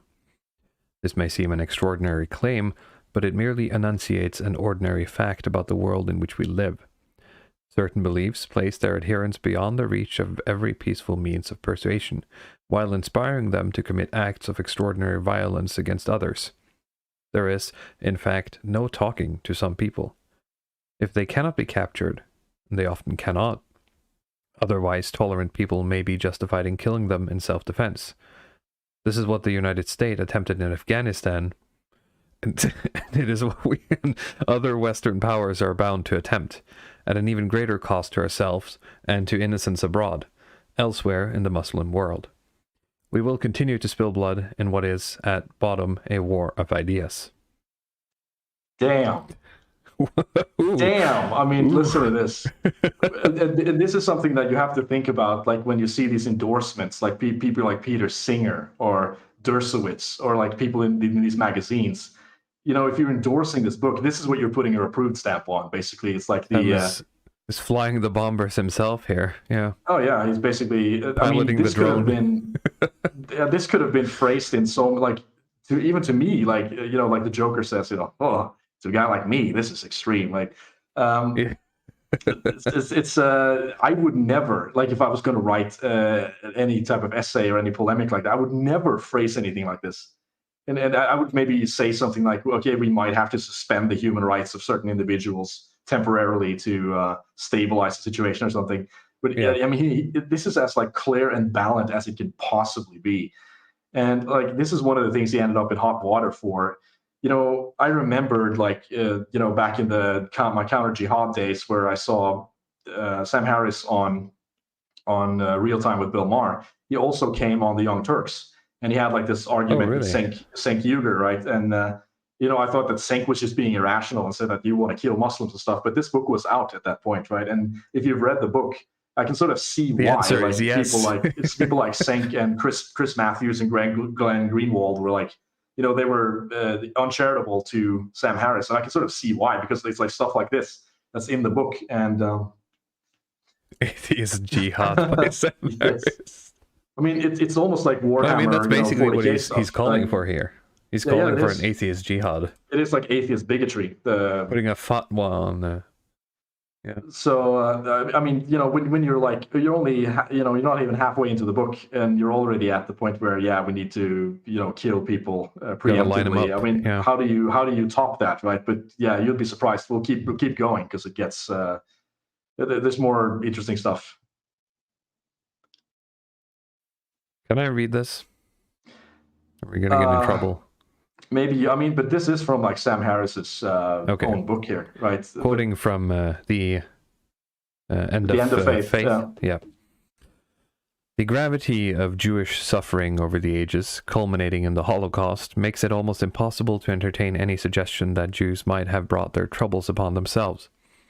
This is, however, in rather narrow sense, the truth. Prior to the rise of the Church, Jews became the objects of suspicion and occasional persecution for their refusal to assimilate, for the insularity and professed superiority of their religious culture. That is, for the content of their own unreasonable sectarian beliefs. The dogma of a chosen people, while at least implicit in most faiths, achieved a stridence in Judaism that was unknown in the ancient world. Among cultures that worshipped a plurality of gods, the later monotheism of the Jews proved indigestible. And while their explicit demonization as a people required the mad work of the Christian Church, the ideology of Judaism remains a lightning rod for intolerance to this day. So is the argument here that the Jews should become atheists for their own good? Yes, they should integrate themselves with culture. Interesting. Because the fact that they didn't do that is the reason that they ended up where they did. And he's saying that as like being one of them.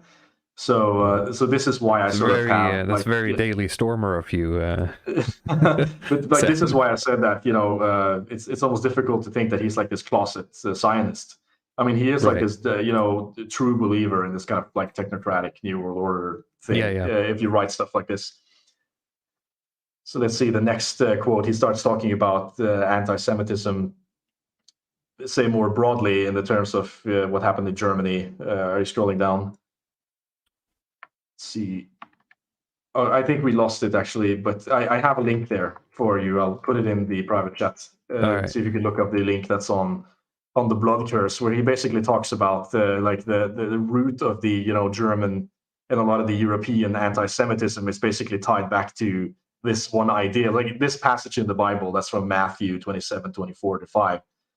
Do you want to read? Pilate saw that he was gaining nothing, but rather that a riot was beginning. He took water and washed his hands before the crowd, saying, "I am innocent of this man's blood. See to it yourselves." And all the people answered, "His blood be on us and on our children." And like, this is Sam Harris's take on European and German anti-Semitism, is that the idea of blood libel, or Jewish people stealing Gentile children. It all comes back to this basically. Who it has crucified nothing Jesus? To do, it has like nothing to do with the actual interactions between Jews and Gentiles and on the European continent, and like some of the political stuff that went on. It's just like pure ideological programming from the Bible, putting this idea in people's heads. it's just a kind of summary of that idea. So then we can just go back to the quote document again and try to finish it. Let's see. Oh, did I go too far? Yeah, no, I think we keep going here, actually. Okay, so as he left this unreasoned, we're getting to like another point here where he starts addressing other, leftists like Noam Chomsky and saying that Chomsky is basically a retard for not understanding that the United States is the good guy in this in the conflict, and like that he's out of his mind for like pointing out, as Noam Chomsky's want to do, he points out the war crimes of the United States and the coups and the stuff the CIA has done. Hand it to him. I mean, he has a razor sharp friend-enemy distinction. Oh yeah, but I mean, after this stuff, he basically talks shit about Noam Chomsky, and he talks shit about like Baudrillard, Jean Baudrillard, the simulacra guy. Who says that he talks about the American hegemony is like the reason for like suicide bombing is like the last refuge of the authentic. Basically, it's like the last authentic radical, thing you can do is like something radical, like Fight Club, suicide bombing, and stuff. And so he comments on that, and he says, why, what's his name? Hang on, the Japanese guy, the right winger, he killed himself. I'm blanking on the name. The gay Nietzschean guy. the samurai chat, dude. I know who he is. I don't remember. The chat can help me figure out the name. I can't Google for it right now. But I mean, that's basically what he did. Like, he realized that actually the big final act, once everything failed, is to basically just kill yourself. That's do a terrorist act and kill yourself. Yukio Mishima, that's him. Yeah. All right. Thank you. So, I mean, we don't have to look at it in a matter of time, but on Sam Harris's website, he basically has like the entire email log between him and Noam Chomsky, because after this book, he contacted Chomsky to sort of get him to do a podcast with him, right? To do sort of sit-down interview. And at this point in his career, like, Chomsky has just way more kind of clout than Sam. So he starts first like groveling. It's like, oh, I'm sorry, I didn't mean to, it's my first book and I made a mistake. And, please, I think we can clear this up if you, if you just come on my podcast, we can have a talk and try to clear up our misunderstandings. And Chomsky's just having none of it. He's just like, oh, fuck you. Basically, I wrote 30 books on this stuff. Right? I just go read my books. I'm not interested in having any going on a podcast and doing this stuff. Yeah, I mean, that was just my mental recollection of it. I mean, he do you want me to do like the whole Wikipedia article? We'll correct the mistake. He did he do poems? He led the what are they called, the shield guys or something? We can do a whole stream on it, but this is I have to read up on it. I can't pull it out of my head. I'm sorry. Yeah. It's a little bit outside of my area of expertise. But the Chomsky dialogues, it basically, there's a lot of back and forth, and you could read it on Sam Harris's website. The interesting part here is that if you go back to the Cenk Uygur interview with Sam Harris, it's like Sam Harris basically is agitated in this interview, and he says that, you guys are lying about me, or you're simplifying my views, and then you bring me on here to have a podcast so you can get more viewers. But that's like the same thing he tried to do with Chomsky. Is like he tries to just kind of misrepresent Noam Chomsky in a sense, and then get him to go on a show with him so he can improve his brand. So if you keep scrolling here, I want to look at one of the kind of interesting, justifications he uses for saying that the United States is basically better than everybody else, if you don't mind reading. Do you want me to read both, or just the perfect weapons? No, just the perfect weapons thought experiment. Yep. What we euphemistically describe as collateral damage in times of war is the direct result of limitations in the power and precision of our technology. To see that this is so, we need only imagine how any of our recent conflicts would have looked if we had possessed perfect weapons. Weapons that allowed us to either temporarily impair or to kill a particular person or group at any distance without harming others or their property. What would we do with such technology? Pacifists would refuse to use it, despite the variety of monsters currently loose in the world. The killers and torturers of children, the genocidal sadists, the men who, for want of the right genes, the right upbringing, or the right ideas, cannot possibly be expected to live peacefully with the rest of us. I will say a few things about pacifism in a later chapter, for it seems to me to be a deeply immoral position that comes to us swaddled in the dogma of highest moralism. But most of us are not pacifists. Most of us would elect to use weapons of this sort. A moment's thought reveals that a person's use of such a weapon would offer a perfect window into the soul of his ethics. Consider the all too facile comparisons that have recently been made between George Bush and Saddam Hussein, or Osama bin Laden, or Hitler, etc. In the pages of writers like Roy and Chomsky, in the Arab press, and in classrooms throughout the free world. How would George Bush have prosecuted the recent war in Iraq with perfect weapons? Would he have targeted the thousands of Iraqi civilians who were maimed or killed by our bombs? Would he have put out the eyes of little girls or torn the arms from their mothers? Whether or not you admire the man's politics, or the man, there is no reason to think that he would have sanctioned the injury or death of even a single innocent person. What would Saddam Hussein or Osama bin Laden do with perfect weapons? What would Hitler have done? They would have used them rather differently. Yeah, it's interesting when you can just make up a thought experiment where everything works out the way that you want. But I mean, this sounds compelling until you realize that if you have this genie in a bottle super weapon, then there's no reason to ever use it. You can just, it doesn't matter what faction you play for. If you're in the Taliban, or you're like Saudi Arabia, or if you're Nazi Germany, you can just demonstrate that it works. That you have the death note, basically. You have a notebook, you just write the name of someone, they die. And then you can just say, okay, you can't do anything, so we're just going to take over your country, right? Or you don't have to kill anybody. You could just, you could turn the United States into a caliphate, of course. Yeah. But there's no reason to say that, like, okay, if Saddam Hussein had this book, then he would kill every American or something. What's the point? I mean, he could basically be the emperor of the world with this book. He doesn't have to kill anybody. The threat is always there. So it's a completely sort of incoherent thought experiment.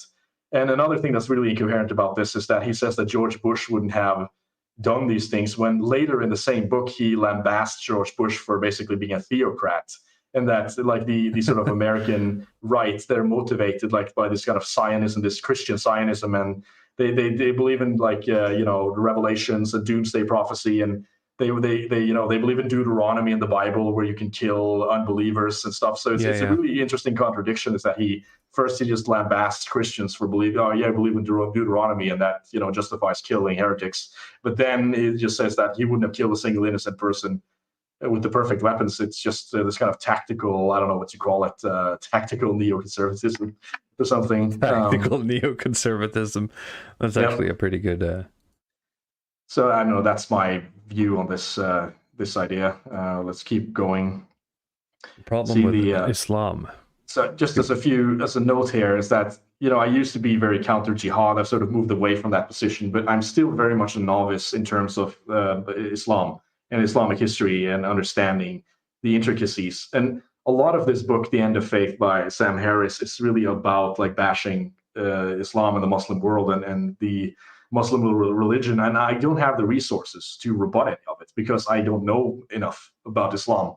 So I skipped having a lot of parts of that book because I just don't know any better, right? I can't rebut something if I don't have the knowledge. So that's why I haven't. If somebody's missing, I agree, and that's the same for me. My approach has been I don't need to know it to, intuit that it's not supposed to be here. No, but I mean that's another discussion. But I'm not going to be able to rebut. I suspect, as with Sam Harris, I suspect, as with everything else, that he exaggerates and he simplifies, and he will, wrongly attribute certain ideas to people. But I can't prove that in the chat can fact check for us. Our Muslim fans basically can Muslim brothers do in the the chat work for us. Yeah, the Longhouse Muslim Brotherhood. But I mean, you could read the other guys are doing a good job at keeping me in line. So it's pretty good. It's marketplace step one foot off the reservation, or say one thing wrong and I get destroyed. But that's good. Keep me in check. While there might not be one best food to eat, we cannot eat stones. And any culture that would make stone eating a virtue or a religious precept will suffer mightily for want of nourishment and teeth. It is inevitable, therefore, that some approaches to politics, economics, science, and even spirituality and ethics will be objectively better than their competitors, by any measure of better we might wish to adopt. And gradations here will translate into very real differences in human happiness. So, what?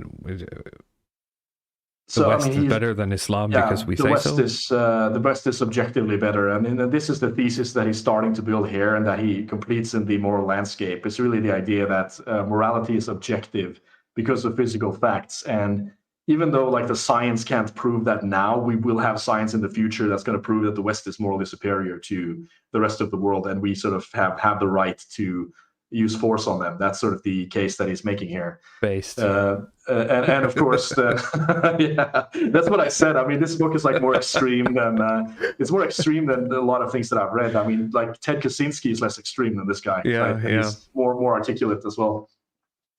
Okay, you can look at the next quote. Preemptive nuclear strike. Oh God, here we go. It should be of particular concern to us that the beliefs of Muslims pose a special problem for the nuclear deterrence. There is little possibility of having a Cold War with an Islamist regime armed with long-range nuclear weapons. A Cold War requires that the parties be mutually deterred by the threat of death. Notions of martyrdom and jihad run roughshod over the logic that allowed the United States and the Soviet Union to pass half a century perched, more or less stably, on the brink of Armageddon. What will we do if an Islamist regime, which grows dewy-eyed at the mere mention of paradise, ever acquires a long-range nuclear weaponry? If history is any guide, we will not be sure about where the offending warheads are, or what their state of readiness is. And so we will be unable to rely on targeted conventional weapons to destroy them. In such a situation, the only thing likely to ensure our survival may be a nuclear first strike of our own. Boom! As Speedrunner says, Uncle Sam. I mean, nice. He sort of topped himself there. I mean, I thought, you thought 50 pages in, and he says it's justified to kill people for their beliefs, but now he's coming with like, nuclear first strike on the Muslim world. Let's go, right? But of course, like he basically then says that game theory doesn't work if you're dealing with religious fundamentalists, which again is very interesting to say that the United States that was like basically run by Reagan and theocracy, as Sam says, full of like Zionist Christians, with a communist country, which Sam also says is like this is like a secular religion because they have dogma and they believe they're the way to utopia and they're completely unreasonable. So in Sam's worldview, like both the Christian United States and the utopian kind of Soviet Russia are both completely unreasonable by his metrics, but they still were able to have kind of a stalemate. So I don't know why this wouldn't apply to the Muslim world for some reason. I don't know how he distinguishes basically Islam from Christian Zionism from communism. The Islamo-specific knowledge here comes in. I don't know if there's anything in the deep Islamic texts that tell Sam that this would happen. I don't believe that either. I don't believe that if Iran had nukes and they would nuke us immediately. I still think there would be a possibility to have mutually assured with destruction with them as well. But he's not saying that. I mean, he's just going all in to say that we have to do something. Like, I mean, if they get, we must stop them from getting nukes, and if they get it, we just have to bomb them immediately.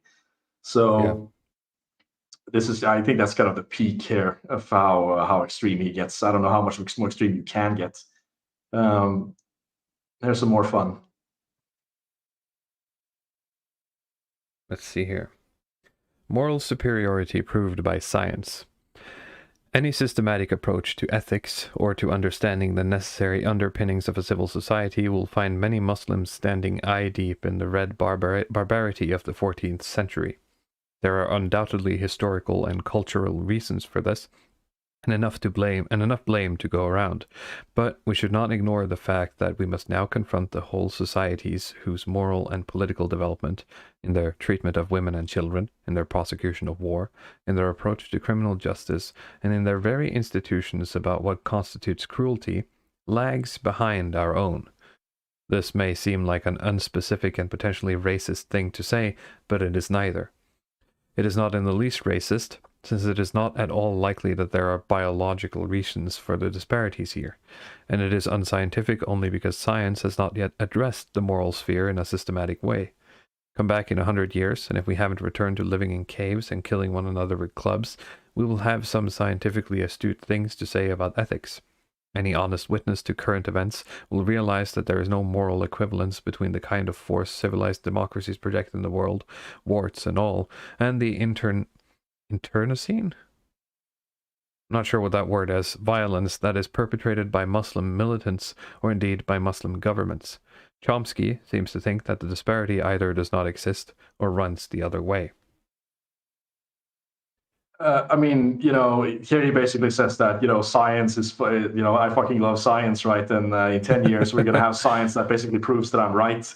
And of course, the only thing that happens in 10 years is that Sam Harris tries to create this science and fails. Yeah. What's interesting is that he's saying in 10 years science will prove him right, and now he's like lamenting that the wokeists have taken over science and are making people transgender, right? He's saying that wokeism is the biggest threat.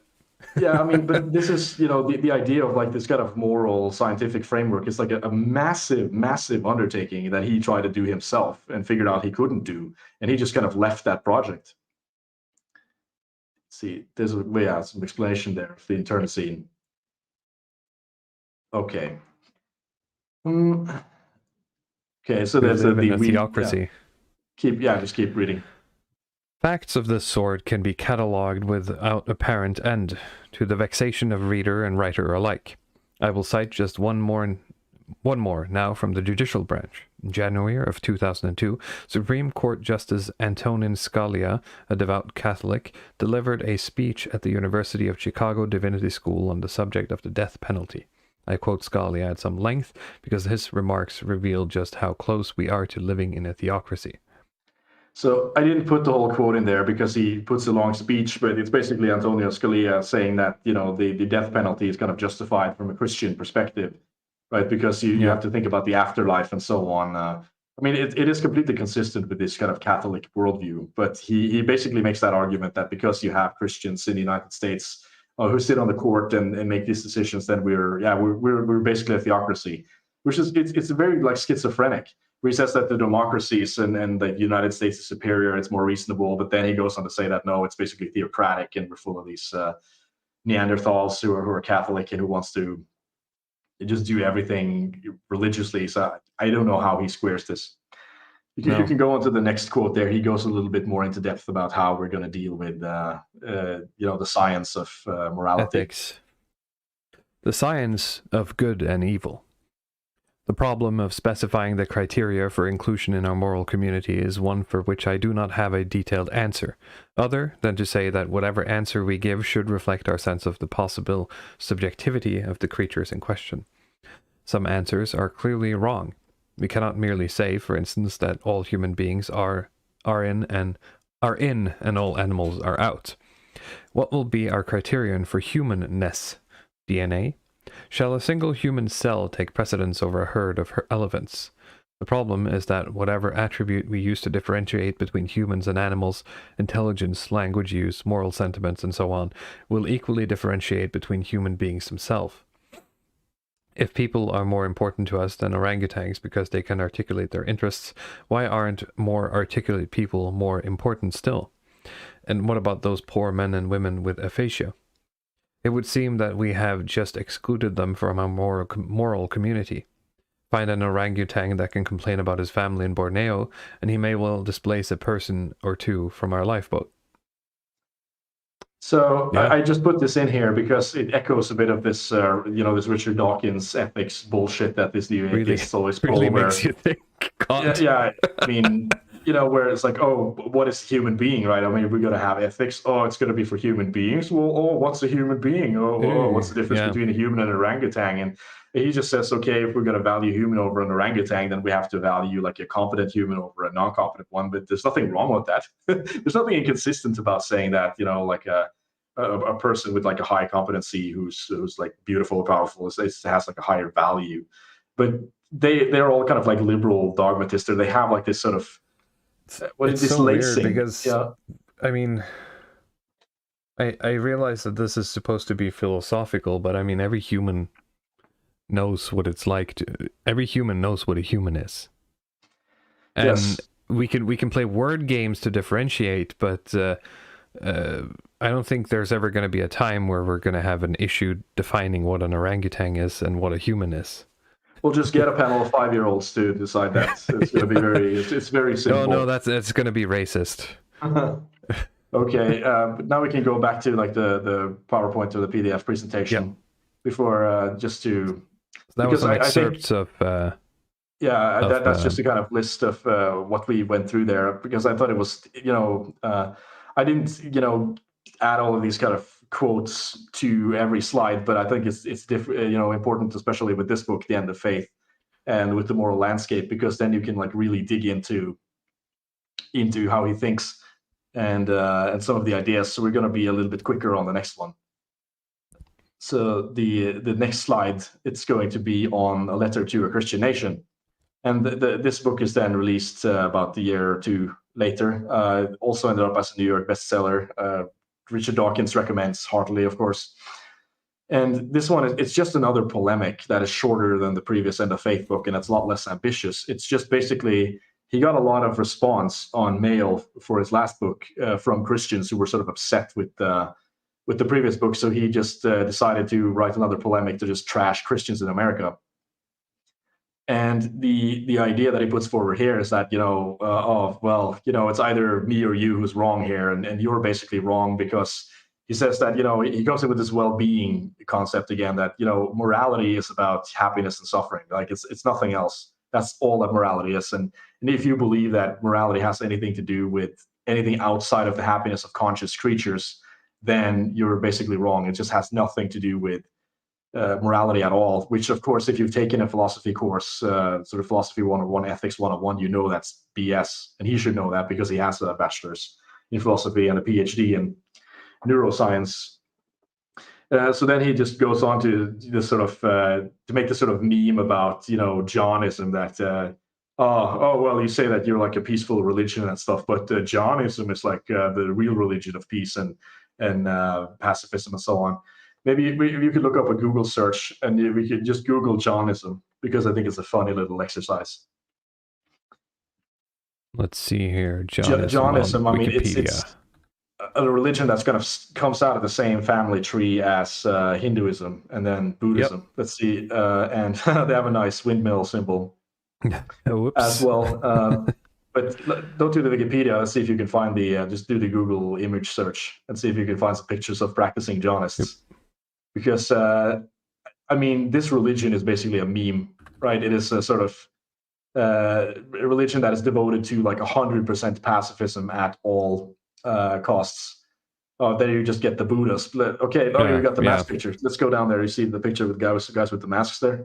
Yep. Yeah, pull it up, Jamie. This is Jainists, basically. This is like their religious practice, is that they're so pacifists that they have to wear face masks to avoid eating bugs. I'm not kidding. Yeah, Kia says literally slave morality. Yeah, I was about to point that out. They said, it's not like, live in the pot, eat the bug or something. Like you will not eat the bug. They don't even get to eat bugs. They don't even get to breathe. No, they don't get, they don't use regular toilets because they feel like a sewer system kills too many creatures. And it's interesting that Sam Harris venerates this religion, because he has a chapter in The End of Faith where he basically lambasts pacifism. He says that pacifism is like naive, it's basically cruel, all it's going to take is like one psychopath. Mahatma Gandhi said that Jews should just commit suicide as an act of pacifism. And like he lists up all these reasons why pacifism is just complete idiotic and immoral. And then he goes on to like, this is the best religion. Like these people, from the happiness and harm perspective are like the most, they're the best because they're pacifists. Yeah. They're pacifists, and they don't pose a problem for my technocratic world order. And if you're religious, you should just become a Jainist, because that's like the real path of peace, or something. And if you listen to his TED Talks, he keeps bringing this stuff up, which you can say what you want, but I actually agree with him that pacifism is misguided, especially with people like this, because they're completely reliant on, most of these people in India, they're going to be a part of the merchant caste. Right, and they're going to be selling and buying stuff, but that's completely dependent on the other castes, like the farmers and warriors and so on, to provide them security. And the farmers have to actually produce the stuff they're selling. Merchant can't do anything on their own. They basically And you can't have a country where everybody's just doing each other's taxes, but they're still living in a nation where they're relying on these other other religions and other people to kind of do the dirty work so that they can have an okay life while they stay pacifists. And of course, I don't have a very deep understanding of it. I think it's just to kind of rebut this meme that he keeps bringing up again. And well, I mean, he just look pulls at them out of their context then, doesn't he? Right. Yes. They are allowed to be pacifists because others aren't. So it's much more. Yeah, he just wants. He just wants religious people to take this route. Yeah. But let's go back to the PowerPoint again. I'm just going to try to. Would they use this perfect weapon? He said that. He said that, right? Pacifists would not use the perfect weapon. Yeah, so, that's true. He said they're misguided. See, not the quotes. I mean, like the PDF. Oh, sorry. This one? See here, yeah. So he goes through, you mean the 10 Commandments are basically crap because only 4 of them have to do with harm reduction and the rest is just kind of pedantry. It's like almost this George Carlin-esque type writing. He goes on, of course, this kind of long spiel about how morality has nothing to do with sexuality. And like, this is where he has this sort of social liberalism baked into it, where he keeps talking about like gay rights movement and I mean, it's really just, he even talks about like anal sex explicitly, that there's no moral, implications of having anal sex. There's nothing that can be bad about it or anything. And if you're sort of against people having anal sex, then it's like, this is some irrational thing that you have and you're sort of prolonging suffering, like you're holding back the potential pleasure and happiness that these gay people could have by spreading monkeypox. And, I was going to say, this could only have been written by someone who's never thought about what anal sex is. But I mean, he was alive during the AIDS epidemic, right? So, he should know this stuff, but he just goes back to all these poor people. They're victimless crimes, basically. It's like, all the drugs, using drugs is a victimless crime, anal sex is a victimless crime, and like the Christians are just oppressing these people from having anal sex, and they're suppressing stem cell research to, Leo beat me to it as well. I was going to say that. Why are you gay? They are disgusting, of course. They eat the poo poo. Yeah, it's all coming out in the chat. I mean, of course, it seems absurd now with with monkeypox being declared a kind of health epidemic by the NWO. Yeah. So, but he also talks about stem cell research, which is like, this is like a big, mean? WHO. Sorry, the stem cell research. It's like the standard shitlib talking point during the Bush era. Like they want stem cell research. I think they use sort of aborted fetuses to do that. So, and that was kind of Christian ethical dilemma and the reason that they couldn't do it. But I mean, of course, what they're going to use that things for is to keep these AIDS patients alive. They're having anal sex and they're contracting these diseases, and they need the stem cells to keep themselves alive so they can keep having more anal sex. And like this is like the Sam Harris kind of pleasure machine. So he also goes in this long spiel about how like everybody's basically utilitarian, everybody's a consequentialist because he believes in harm reduction and increasing happiness, but the Christians also believe that, but they have like this irrational additional layer about the next life. So they're utilitarians just like him, but they want to maximize pleasure in heaven instead of maximizing it in the world that we know exists. And so he's unable to just conceptualize any kind of ethical framework outside of this kind of pleasure maximization, the harm minimization thing. And this comes back in the moral landscape as well, where it's, he even brings up like the Jonathan Haidt moral matrix, where you sort of differentiate between the liberal and the conservative, where it's like the liberal is just interested in harm reduction and fairness, and the conservative is interested in authority and purity and loyalty and so on, in addition to those things. But then he just argues that, well, loyalty and purity is just another form of pleasure. It's just another form of, fairness or harm reduction. Yeah, okay. In a sense, so he is that kind of like lefty person that Haidt describes, who is only able to think in terms of like fairness and harm reduction. That's the only way that he can process things.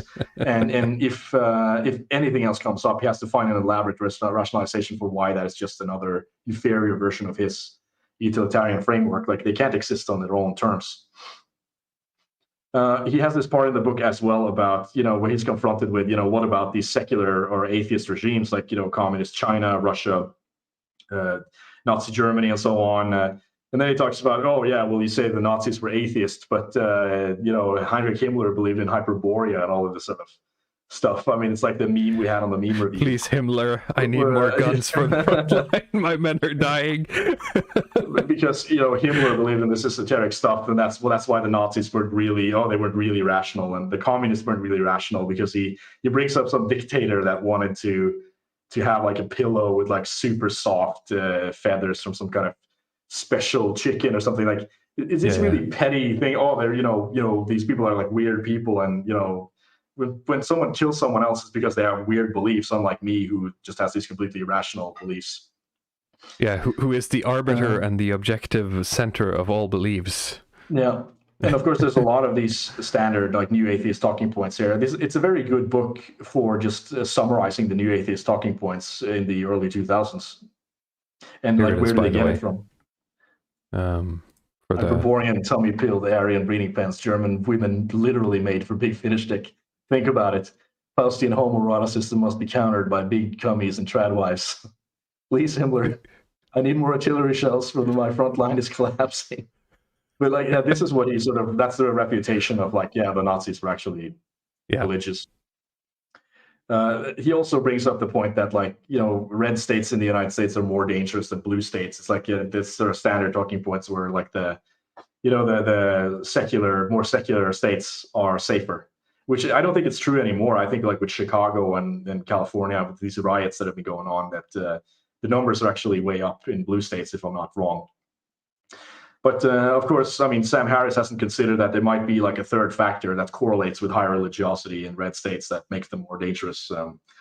It's not just, Christianity. But that's fun for another stream. I'm just going to leave it at that. So if we keep moving, there's the next slide. I put in waking up there. That is Cool Chicken says, I need that meme. I think the guy has been banned, but I might be able to upload the image to our Matrix channel. Sure. Yeah. So the next book, if you swap the slide, is Waking Up. And this is actually, we're not in complete chronological order. This comes out after The Moral Landscape.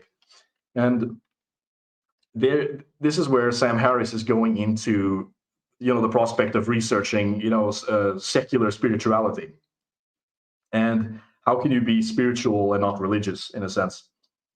And the only reason that I put this here is to look into Sam Harris's background. So I was able to get a picture of Sam Harris at 25 years old. I mean, of course, it's not actually, a real picture. I just used like the Face app, but like based on the description that he gives of himself in Waking Up, this is probably what he looked like at about 25 when he was traveling in India doing opium. So, I mean... Huffing the opium. Yeah, the copium, from opium to copium. I mean, the ideas that he discussed in this book is really kind of his personal, history and his turning points in terms of what he wanted to do with his life. So, I mean, he's sort of like a druggy youth in California who had an experience in 1987 with MDMA, which is basically ecstasy, right?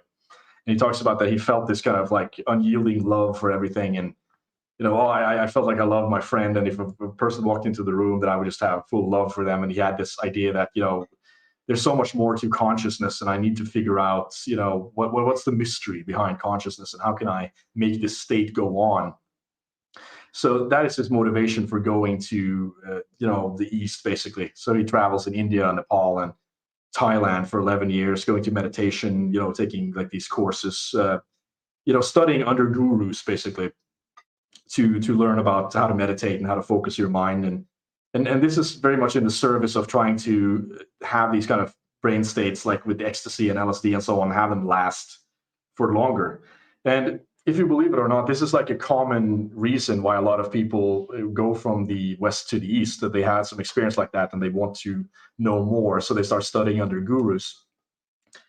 I don't know if you're familiar with Ram Dass, but he is like one of the big names in the New Age movement, who has like the exact same background. He's the same ethnic background as Sam Harris, and he basically did some LSD, I think, in the 60s, and then he traveled to India to sort of study meditation. Of course, the difference between the two is that Ram Dass is a very sort of charismatic person who has like this. It's much more kind of like boomer Joseph Campbell worldview of high tolerance and a lot of charisma, whereas like Sam Harris is like about as charismatic as a molded piece of bread. And he comes back from that basically being a neocon for some reason, because you have the first turning point with the ecstasy experience, but then in 2001 there's like the Twin Towers attack, and that's what he credits as his like second awakening, where he sort of realized the destructive power of religion, and how Islam is bad, and that he needed to kind of change his views on religion, and he needed to sort of inform the world, because he felt like everybody else were not seeing the big picture with 9/11, right? You had these commentators talking about the American imperialism, and you had them talking about the terrorist organizations and all of these other reasons that were not specifically addressing Islam as a doctrine.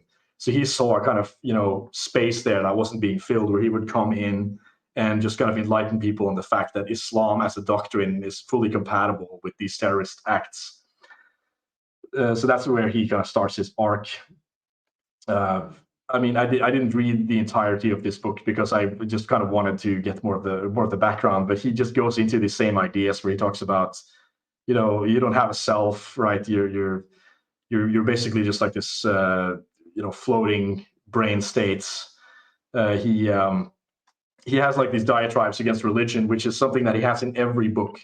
Like everything he has ever written has, these compulsive diatribes against religion. It's almost as a type of Tourette syndrome, the way I could describe it, where you have to keep just bringing up, how much you hate Christianity, how much you hate Islam in every single thing that you write, no matter what if it's about foreign policy or philosophy and so on. You can always find a way to sort of bring that up and talk about how they're holding the world back or something. Right. But of course, this is at the time, it is kind of a big undertaking, but this shifts the focus of Sam Harris more from actually wanting to do these large kind of projects, talking about foreign policy and talking about, creating a moral science, into just more of this kind of guru self-help stuff that he's gotten into later with the meditation apps. And it's been a lot of that lately. it's been more of that, and I can only. I think the Trump syndrome really got him, so he spent like 4 years trying to recover. But this is before Trump, right? This is in 2014. So already before that, in my view, the moral landscape we'll get into later, but that was basically a defeat for him. He had imagined that would be a sort of magnum opus, that he would create rational scientific morality, but it was just panned. It was just panned, and he even by failed his, and pivoted to even by his Buddhism. own people, like the people in his circle that are kind of the New Atheists and the Humanist associations. They panned his book. The people who were supposed to be in his corner, and he kind of seemed to have lost a lot of support, and he wasn't taken as seriously after that.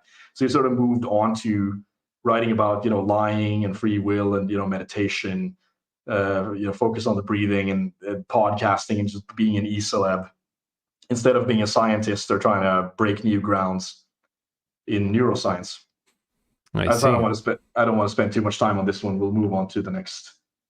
But it's interesting to see him pivot from his earlier.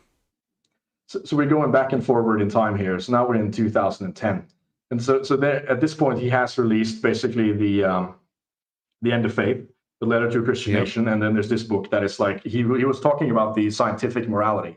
We're going to have a moral science. Well, like this is his PhD thesis, right? And this is sort of him trying to prove that we can have a moral framework based on, it's like what you call scientific naturalism or physicalism, where he sort of connects consequentialist philosophy in with the kind of neuroscientific perspective. So of course he was endorsed by Dawkins as usual. Dawkins was like, he writes in the endorsement to this book that he was surprised that, we don't need the is-ought distinction anymore. Like we can just have scientific morality. And he was, completely ecstatic about seeing this come to fruition.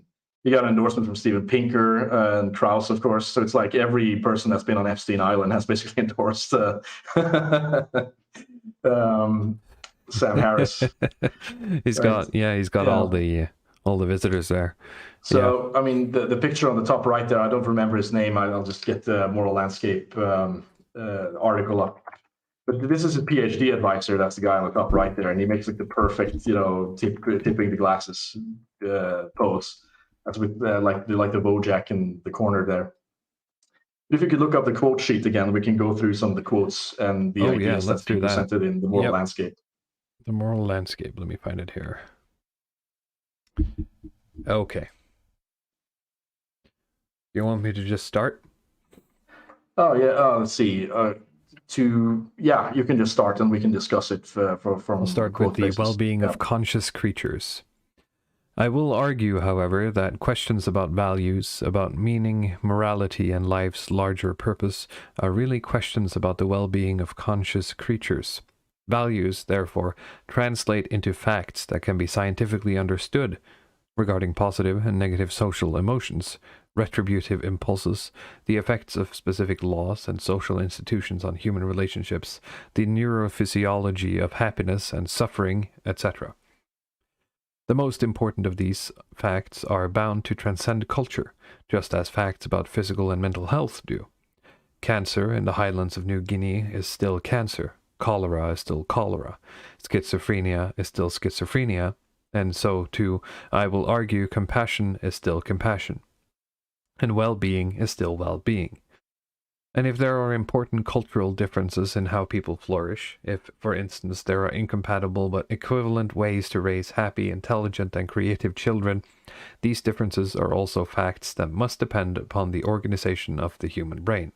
In principle, therefore, we can account for the ways in which culture defines us within the context of neuroscience and psychology.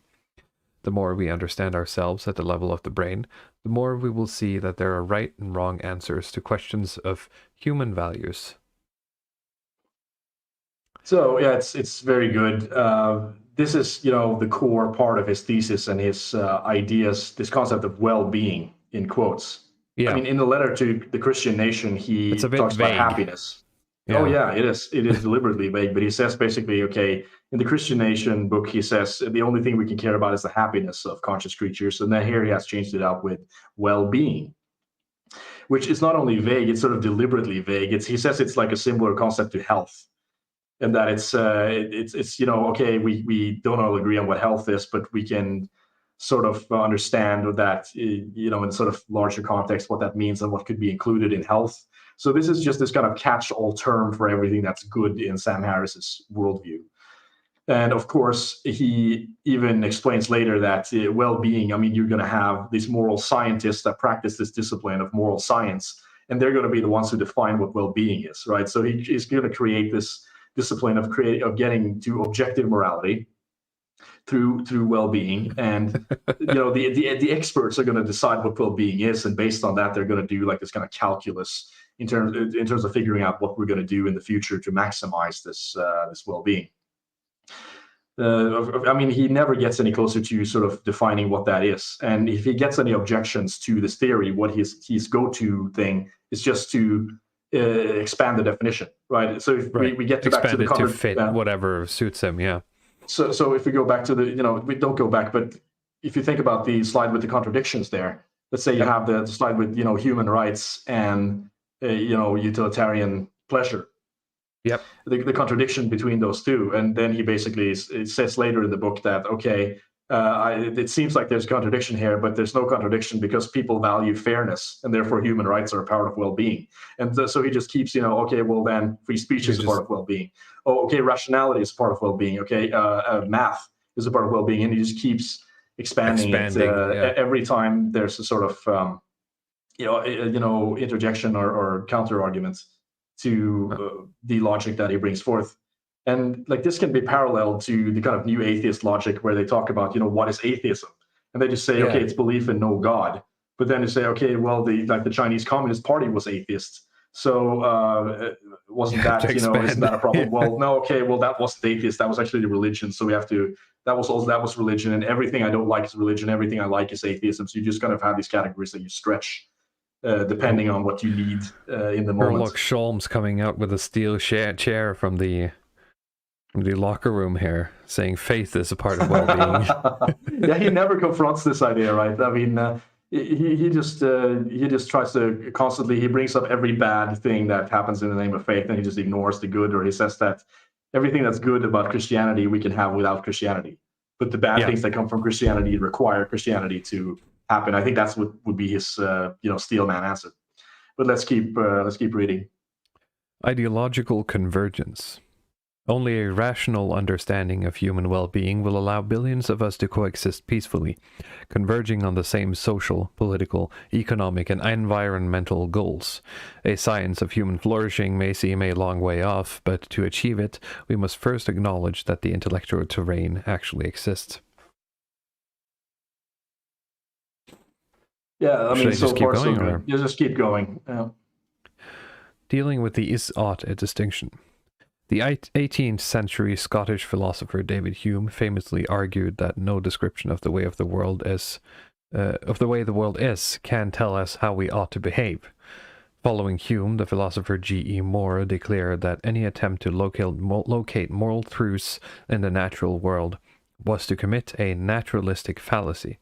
Moore argued that goodness could not be equated with any property of human experience, e.g. pleasure, happiness, evolutionary fitness, because it would always be appropriate to ask whether the property on offer was itself good. If, for instance, we were to say that goodness is synonymous with whatever gives people pleasure, it would still be possible to worry whether a specific instance of pleasure is actually good. This is known as Moore's open question argument. And while I think this verbal trap is easily avoided when we focus on human well-being, most scientists and public intellectuals appear to have fallen into it. Other influential philosophers, including Karl Popper, have echoed Hume and Moore on this point, and the effect has been to create a firewall between facts and values throughout our intellectual discourse. So he does address kind of like, okay, the is-ought distinction and the G. Moore's open question problem, which is, I mean, it's a bit difficult to explain. He explains a bit of it there, but to contrast basically the open and closed question, like a closed question would be something like, are all unmarried men bachelors? Yeah, and the answer is, of course, yes, because it's unmarried men is sort of implied in bachelor. It's like a synonymous thing, like a math equation or something like that. But if you ask a question, well, is well-being good? Well, okay. So what does well-being entail? I mean, is well-being always the same as good, or could good be something else than well-being?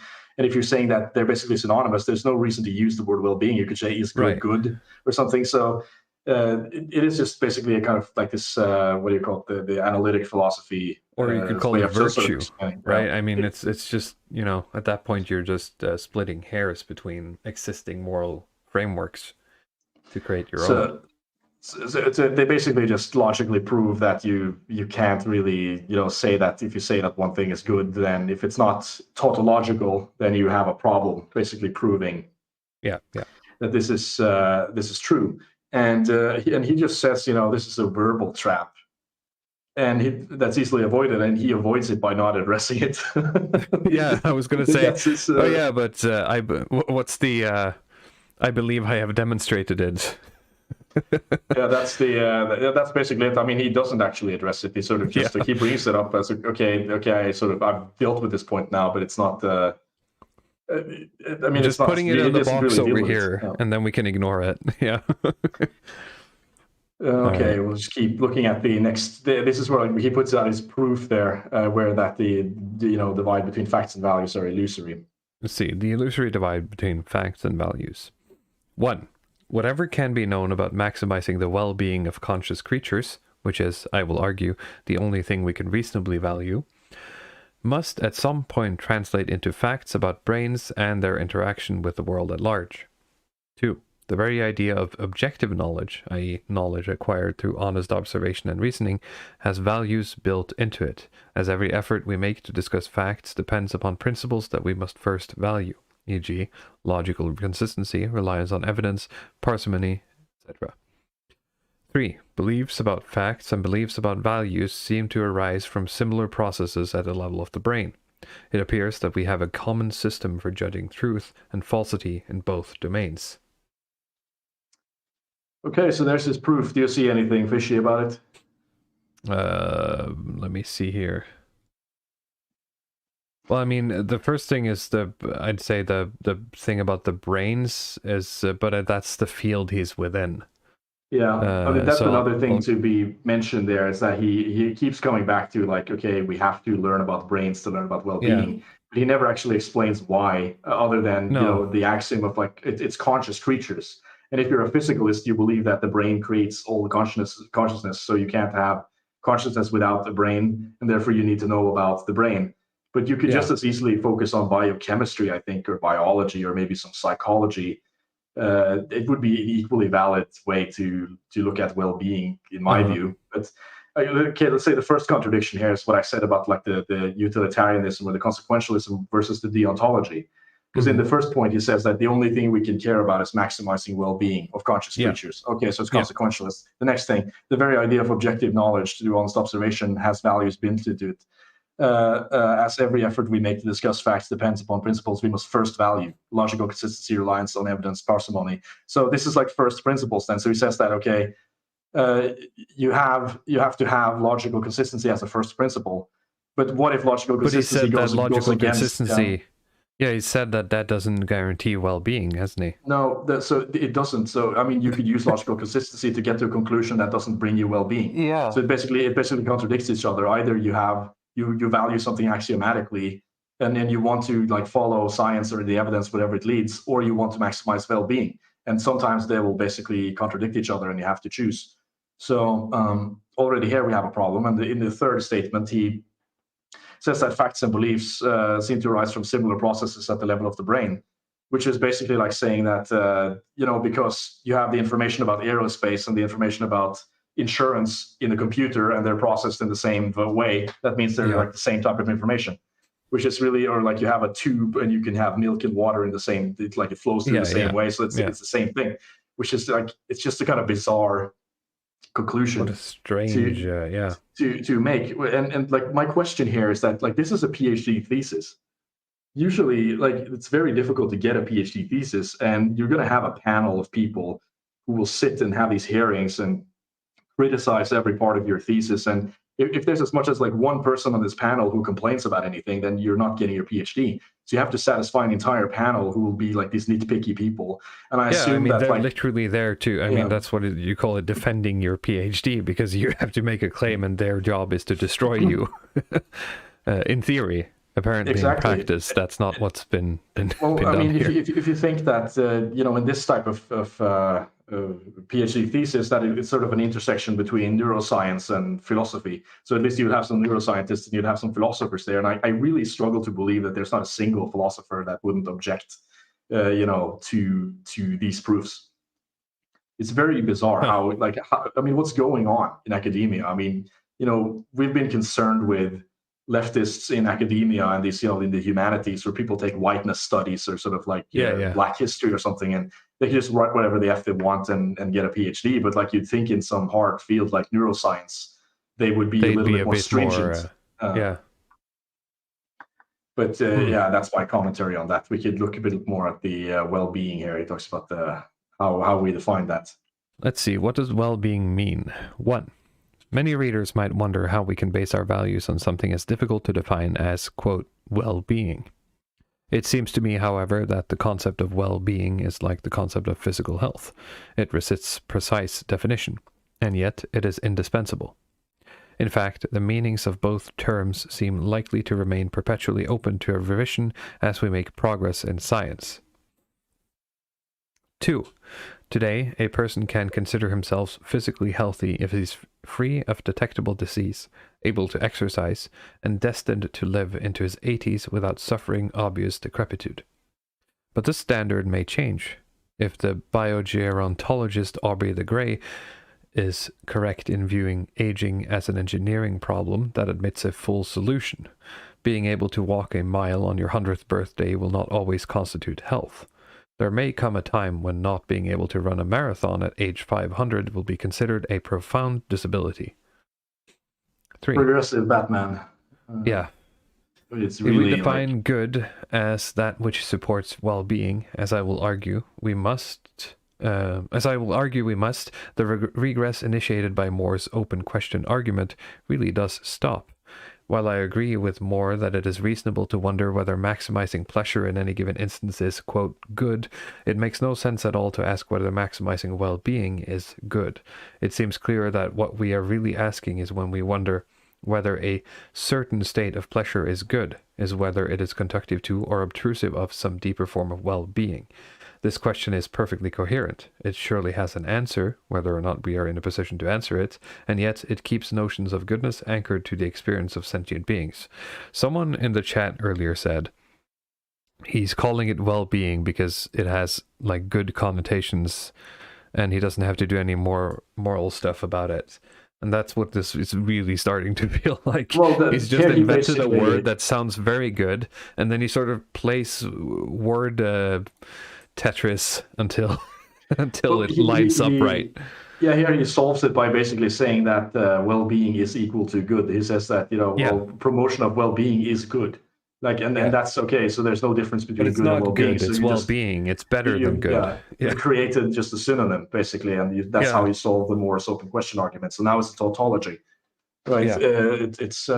So of course it's not really solved, but I think he imagines himself as having like snuck through the door here, like he kind of was able to sneak by the standard. Okay, let's take a look at some of the deeper brains. Sense of well-being is supposed to mean, says Herlock Sholmes. I agree.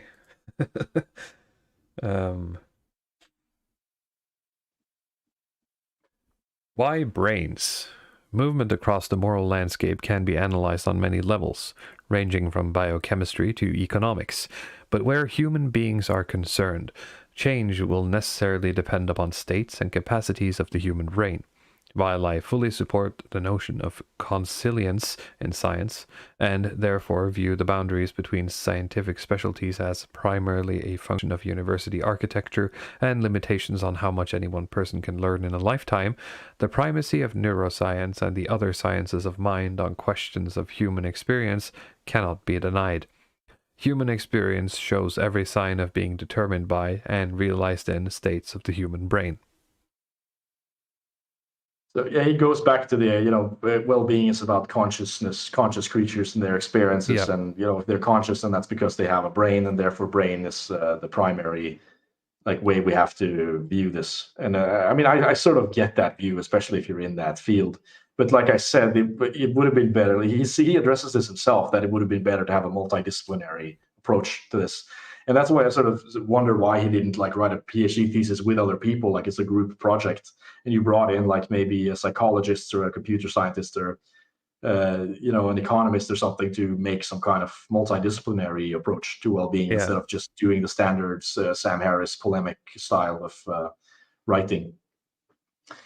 Okay, so we get to the first chapter now, but this was just from the introduction, he has basically five chapters where he goes into a lot of different ideas and thought experiments. The thing is that some of these chapters are just not interesting at all. He has a chapter on religion itself, which he sits and talks about the sociology and neurology of religion, but it's not really directly related to his core thesis in any way.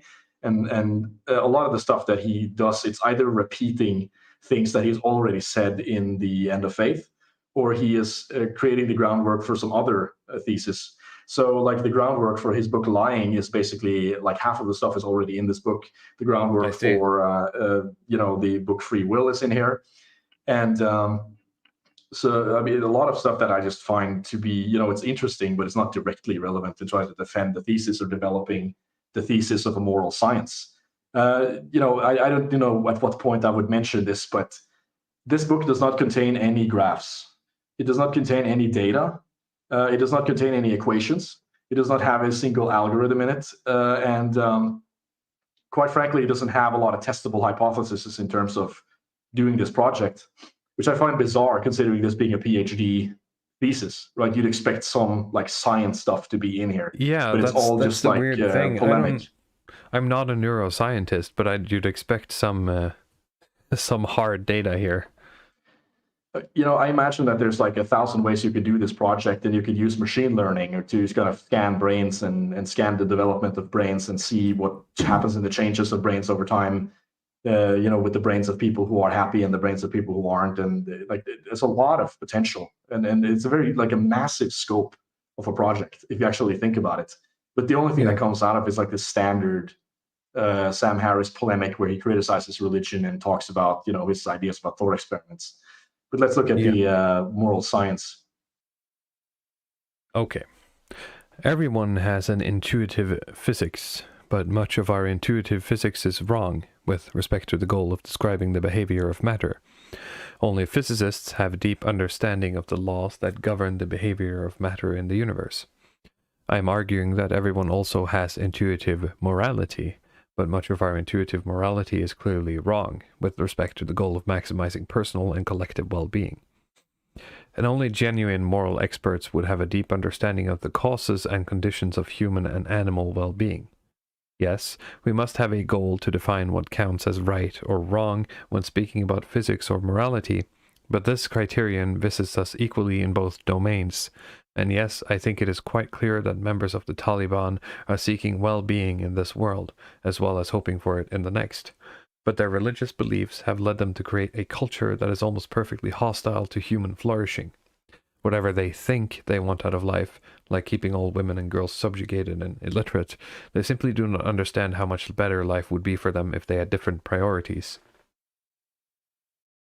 So, I mean, here we go back to the kind of imperialism stuff. I honestly do not think that this is warranted in the PhD thesis, where you're just trying to make the case that morality and like the thought distinction is illusory, and that you can get moral values from facts. Like, why do you have to keep bringing in the idea that the Taliban is like inferior to our sense of the word? I just don't understand it.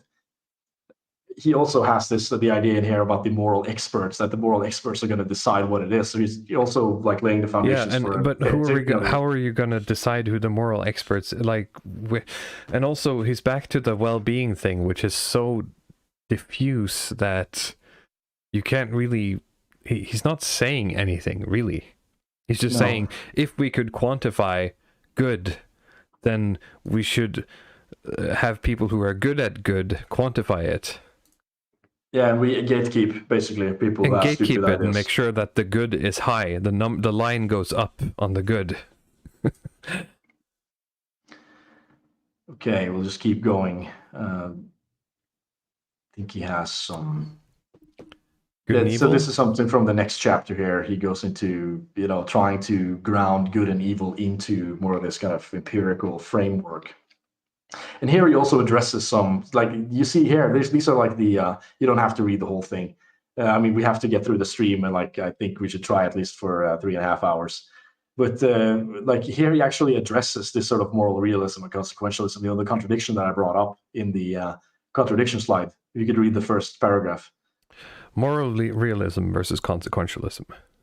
Students of philosophy will notice that this commits me to some form of moral realism. Vis-a-vis moral claims can really be true or false. And some form of consequentialism. The rightness of an act depends on how it impacts the well-being of conscious creatures.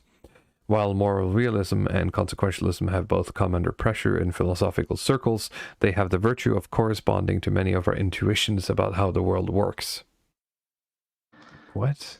Yeah, I mean, in the last paragraph, he talks about how people's intuitions are wrong, and you should have the experts here. But here he says that moral realism is good because it's intuitive. But it's. I think he is the only person on the planet who is both a moral realist and a materialist. I've never heard of this combo. I mean, typically with moral realists, they have like divine command ethics, like say like someone like Dave the Distributist, for instance. Yeah, talks about moral realism that it's from like this type of metaphysical place where morality is like mathematics in a sense that it's referring to something that is kind of real in the world. Even though you can be wrong about moral, you could say stuff about morals that are wrong and have the wrong opinions. There is like an actual foundation, like a metaphysical foundation for morals. There are, right and wrong answers to moral questions outside of the cultural context. If you could somehow dig down into the bottom of it, you would find the the right answer. There is a right answer here, but Sam Harris is trying to then ground this in empirical fact. And I think he's the only person who does that, and basically saying that empirical fact is what grounds moral realism and not metaphysics. I think the next one, I mean, it's just so long, but this is the same thing with like human rights and consequentialism. He just says that, you know, human rights is just included in well-being because people enjoy fairness, right? People like it when, you know, fairness is not merely an abstract principle, it's a felt experience. We all know this from the inside, of course, but neuroimaging has also shown that fairness, you know, it's sort of like it shows up on neuroimaging in the brain and drives reward-related brain activity. And he never tries to counter any hard arguments against this. Like someone like me, for example, I would say that, you know, Sam Harris is very much for like wealth equality, and the principles of human rights basically guarantees that you can move money between countries and put them in these tax havens, right? That is the human right that you have. And how is that conducive to well-being, in his opinion? And like, I mean, we could go on forever about how I think, you know, these things contradict. Like but then he just expand what well-being is, and you know, you just go in circles until he has included everything. You're getting it. Yeah. Okay. See, so here's the next chapter of belief here. I mean, and this is it's the exact same thing as he talks about in The End of Faith, that belief is just a kind of program that you have. It's sort of a brain assertion that you have that something is real about the world. So say that you believe that you have a trampoline in your yard or something, or you jump off basically the roof because you think there's a swimming pool there, and that's a belief that you have, right? And that's a belief that could be rational or not rational, that can be falsified or non-falsified. But he basically says that you're not justified in having metaphysical beliefs. You're not justified in having beliefs about God and the afterlife and these things because they're like it's unverifiable. And if you have that should be criticized and scrutinized. The only difference between The End of Faith and this book is that he uses more of these kind of neuroscience arguments, basically from neuroimaging about how your belief works from like this brain scan perspective. The chapter 4 is about religion, where he starts talking about like this kind of Jonathan Haidt's sociology of religion. I don't know what that even has to do with anything. I just skipped it. But let's see if you can get back to the quotes, because there's a few. Sorry. There's a few left. Let's see. You can read the one on moral progress if it's not too long. Moral progress. I think it far more likely that we will proceed along our current path. Racism will continue to lose its subscribers. The history of slavery in the United States will become even more flabbergasting to contemplate, and future generations will marvel at the ways that we, too, failed in our commitment to the common good. We will embarrass our descendants just as our ancestors embarrass us. This is moral progress. So, I mean, it just looks ridiculous from where we're standing now, right? With these woke people putting segregation back into universities. I mean, there's like there's none of our ancestors are embarrassed by these kind of feminists. Things are rhyming, Sam. You told me it wouldn't rhyme. But I mean, yeah, you can just laugh at this looking back at it. I've already mentioned this stuff. He talks about the moral matrix, and he just can't conceptualize values outside of this kind of fairness, harm reduction feature. Do you want me to read the moral matrix? No problem. I think we don't need this. And I'll just leave it here for a moment so people can. Because I think we need to be resourceful with time. Yeah. And like the last question he puts in the last quote on the notes there. I mean, that's what the first quote that you read about the metaphysics being boring, or like the ontology being boring. This quote, he basically talks about how like if it's ethical to have a child, because if you don't have children, then you have more time to try to save the world, basically. And if you have kids, you're going to be less happy and less capable of trying to solve this kind of pollution problem. This is, of course, that someone who's never thought about demographics, even by his own admission. Because with the podcast that we talked about in the gerontocracy stream, he basically admits to the fact that he's never thought about demographics before he talked to one of these foreign policy analysts. So it's like, I don't know, like well-being and demographic. He tries to make a definition of well-being that doesn't have anything to do with like replacing our numbers. Basically, how can he do that and never think about that? Yeah, I don't know. That's interesting. I have no clue. Contradictions does not stop this man. He just gets stronger. But yeah, I think we're through the moral landscape. What I want to do now is to go and look at the Wikipedia page for the moral landscape to All right. to see some of the receptions there, just to confirm that I'm not embellishing my claims about him being criticized. Just gotta pull that up, Jamie. So if you go into Reviews reception, and criticism, perception, reviews and reception, criticism. sorry. Yeah, there we go. Yeah, we can see some reviews and criticism here. The ECSU Associate Professor of Philosophy James V. W. Diller and Andrew E. Nusulili wrote. Sorry, I missed. Sorry, my bad. Where are we? Nusulili wrote a generally favorable review of the journal. Moral Landscape presents an important contribution to a scientific discussion about morality. It explicates the determinants of moral behavior for a popular audience, placing causality in the external environment and in the organism's correlated neurological states. And of course, you get a few positive ones, but let's see if you can get some of the critical. Okay, there we go. If you look at the critiquing the book here, the view from Kenan Malik. Kenan Malik, yeah. Imagine a sociologist who wrote about evolutionary theory without discussing the work of Darwin, Fisher, Mayer, Hamilton, Trives, Dawkins on the grounds that he did not come to his conclusions by reading about biology, and because discussing concepts such as adaptation, speciation, homology, phylogenetics, and kin selection would increase the amount of boredom in the universe. How seriously would we and should we take his arguments? So, I mean... based. I'm not gonna talk about that stuff because that's nerd stuff and it's gay. I mean, if you look at the on the bottom there, the response to critics from Harris, there's an interesting response to critics. Interesting little Harris. fact there. Yeah, it's Huffington Post responding. Yeah. So a few months after the book's release, Harris wrote a follow-up at the Huffington Post responding to his critics. On August the 31st, 2013, in response to the negative reviews of his book, Harris issued a public challenge for anyone to write an essay of less than 1,000 words rebutting the book's central arguments.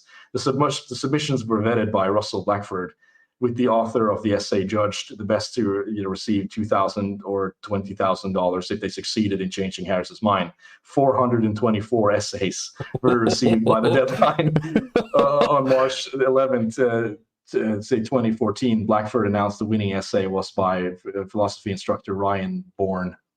Nice. And like this is the amount of like people, like 424. Took time out of their day to construct a 1,000 word essay to absolutely BTFO Sam Harris. And I mean, people can go look at this article themselves, but the negative response in the community was sort of overwhelming, and there's very few people who were impressed by this book. And later that kind of sank in, I think, with most people. So a lot of the energy goes out of the balloon for Sam Harris here. Yeah. If you go back to the presentation, we can look at then his last two books. Okay, I mean, these ones I actually just listened to on audio because I was a little bit short on time. But I'll try to summarize what I got out of it. Let's see here. So, I mean, my first thought was like, why was this book even released in the first place? Because, I mean, you have a career trajectory, as an academic. You want to, try to move upwards in a sense and try to build a reputation and look at more challenging projects as you go along. Yep. But this book is basically, it's like 100 pages book. It's sort of an essay, actually. And he just talks about, like, he took a class on ethics or something by Professor Ronald A. Howard, and he was so kind of flabbergasted by how destructive lying is. So he wanted to write a book. Like I mentioned previously, a lot of the contents in lying is already in The Moral Landscape. It's in one of the chapters where he talks about how bad lying is and how it destroys trust in institutions and so on. But like half of this book is basically like Oprah Winfrey stuff. He's only talking about like the how lying is bad for like white women in upper middle class Californian settings, where these type of problems where it's like a woman will get a call on the phone and say, oh, we have a schedule, are you ready to meet me tonight? And then she'll lie about, not being able to show up because she has an obligation or her kid got sick or something. But that's actually false because she doesn't want to show up there. And then Harris just argues that you should just tell them straight up because you create so many problems for yourself. And he talks about, cheating husbands and, lying about buying gifts and lying to your kids and how it's all like these sort of white lies and how this creates problems. It's not a philosophical work in particular. It's like this very trivial self-help book for the first half. And like, you just wonder, like, strange thing to write. If this guy has like such an ambition to both create a moral framework for science and create a new spirituality for atheists, why aren't you doing that? I mean, those are like lifetime projects. They're massive projects. You can't just like walk away from them. And think that's like one book and then sort of just give up.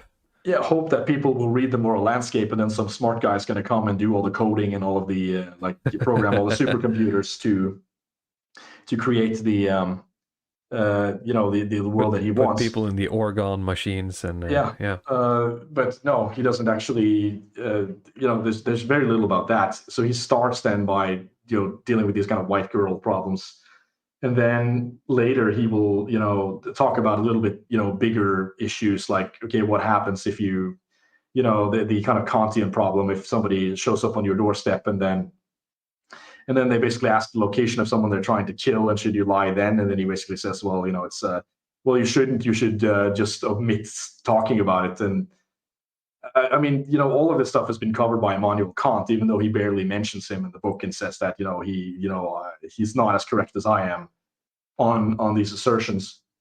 He then, he goes on to talk about conspiracy theories and all of these things and how that's sort of fueled by lying in public institutions, and how kind of like, governments should never lie, institutions should never lie, the scientists should never lie, media should never lie, and so on, because they create the kind of, it creates distrust, and it makes it ruins the institutions, it ruins the democracy, and so on. But of course, we know that this he apparently doesn't believe this anymore, because we have the trigonometry clip there where he talks about the Hunter Biden laptop. Yeah, this is something he talked about. Like, I mean, I didn't put Hunter Biden in here because of that interview. I put him in there because of the Douglas Murray podcast, because on the Waking Up he has Douglas Murray as a guest. And he basically says the exact same thing. I mean, he's less belligerent, but he says sort of like, well, it was kind of fair to lie about the Hunter Biden laptop to get Trump out of office, right? So, I mean, the revealed preference of Sam Harris is that he thinks that lying is justified. Yeah, as long as it's for his team. Yeah, but of course, there's a lot of, like with this book, as with every other Sam Harris book, he's not interested in engaging with other philosophers. I mean, of course, you want to start with... And that's when Sam Harris discovered lying was bad. Yeah. All of these things you described, all of these, like, scenarios sound like Seinfeld episodes. Yes, it's super trivial. It's the constructed, like, moral framework. When George lies, he creates problems for himself that has consequences for him at the end of the episode. Oh boy. So that's okay. Let's see.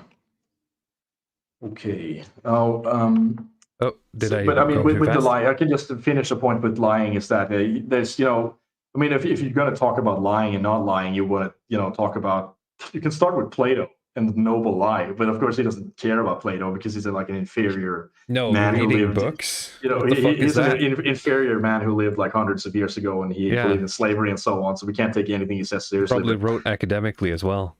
Yeah, I mean, but Plato's had the right take on this, in my view. Like the noble lie is that, in a sense, politically you have to lie on occasion just for to keep civilization stable. And you're seeing this now with with liberalism that he believes so much in. The ideas of every religion is like the same religion, or there's only one race, the human race. I mean, that's like the noble lie of the 90s liberalism, and it did work to create political stability, at least for a certain amount of time, until people figured out that it wasn't true. But it's like if we all just kind of pretended to believe that, we could have a semi-functional society. But then again, people like Sam Harris come along and have to kind of tear that apart, thinking that he's doing a sort of good thing when he's actually just ripping burying at liberalism. Like he's just ripping liberalism apart, even though he Yeah. thinks he's going after the religious. He's actually destroying like the 90s liberalism. So I think that's enough time on that. We could end with the Free Willy. Let's end with the Free Willy. No, but I mean, this is he starts this book off by describing like this sort of the Cheshire, Connecticut home invasion murders. And along with talking about pandemics, Harris has this penchant for always like describing these kind of like brutal murders and rapes in very like graphic detail. And it's completely unnecessary. I don't know why he always puts this in his books. Maybe it's to get more readership or something. But what's that meme tonight on the show? The writer's barely disguised fetish. Yes, but I mean, he just starts off the discussion by saying that you had the family pictured there. There was a home invasion with two men, and the wife was killed and the daughters were raped, and they burned the house and then they left. And the husband was able to escape with injuries basically. And then there was he talks about the court case, and there's no reason why he has to use that particular example, but he basically said that the perpetrators, they don't have free will, right? Because they had like bad upbringings and they had brain tumors and whatever, and that makes them not guilty. And he starts kind of deconstructing the idea that free will can exist by he basically says that you need to, in order to actually have free will, you need to have basically 100% knowledge of every factor that affects your situation. And you need to be able to move outside of the realm of causality. So he says that to have free will, you need to be God, basically. And since you're not God, that means you don't have free will. And he sort of goes more into this kind of mindfulness view of this, where it's like if you sit and meditate on yourself and on your actions, you'll see that there's so many subconscious processes in your brain, and they're all working at the same time. And like, you think you have free will, but there's like all these certain kind of processes that you don't understand that are guiding your actions, and that means that you don't have that. But of course, he doesn't, like with all the other books, he's not really arguing against an academic position. He's not arguing like Thomas Aquinas or something on free will. He's just saying that like the man in the street thinks he has free will, in this sort of libertarian free will sense that he is kind of above causality, but in reality you're not, and therefore free will is impossible. Ignoring but also I'm a liberal. Yeah.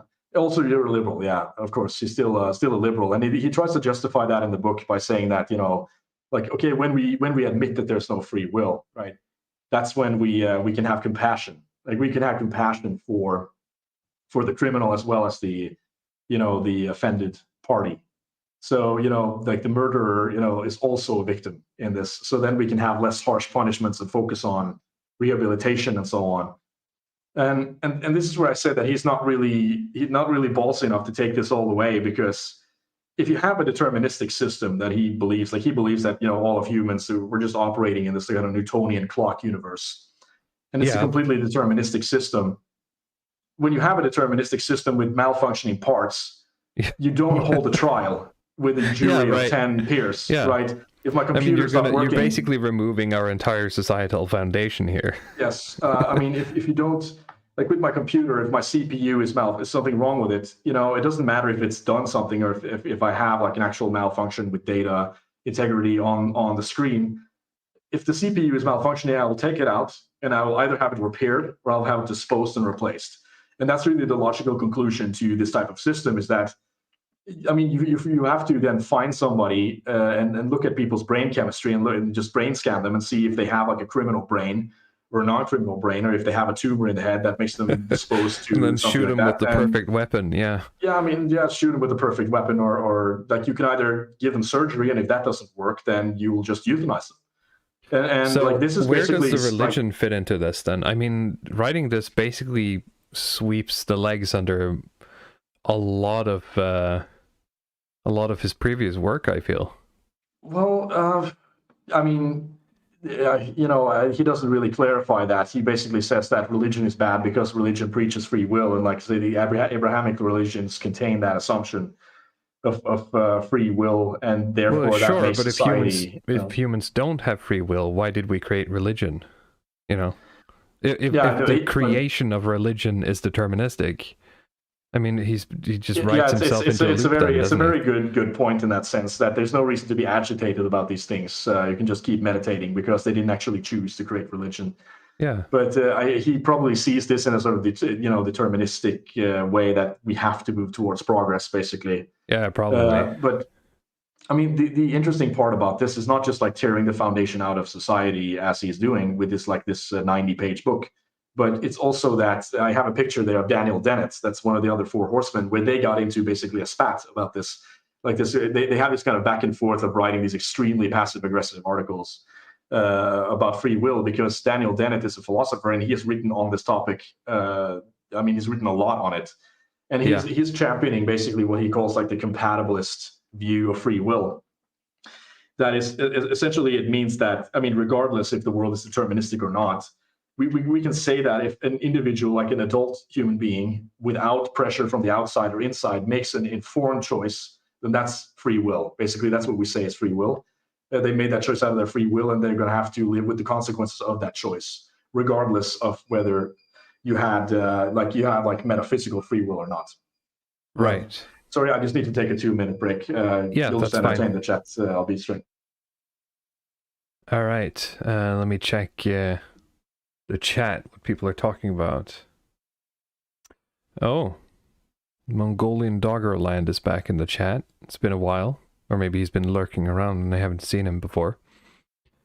Let's see, what are people talking about?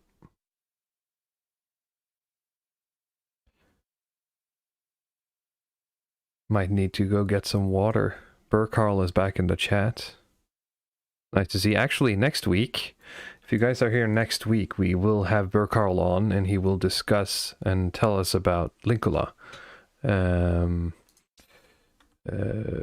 For however long. I don't think we set any... No, we didn't set any time for it. So he'll be telling us about the philosophy and the life of Pentti Linkula, who has been in a bit in the wind lately on the right. Some of his writings have been making their way online, and he has a very strong, I suppose, ecological slant, and we'll see how based or not based maybe his takes are. As is the norm online, we examine the opinion, we press the based or we press the cringe button, and then we move on. Next week we will also be streaming this Linkula stream on the Wednesday the 24th instead of the, will that be the 25th, the Thursday? Because we will be away that week, and it should return on Thursday the week after that. So next week's stream on Linkula is on the Wednesday the 25th, and not, sorry, the 24th. It's getting late here. I'm stumbling on my words a bit. All right, I just informed the viewers that next week we will be talking about Linkula on the Wednesday instead of the Thursday. I'm looking forward to it.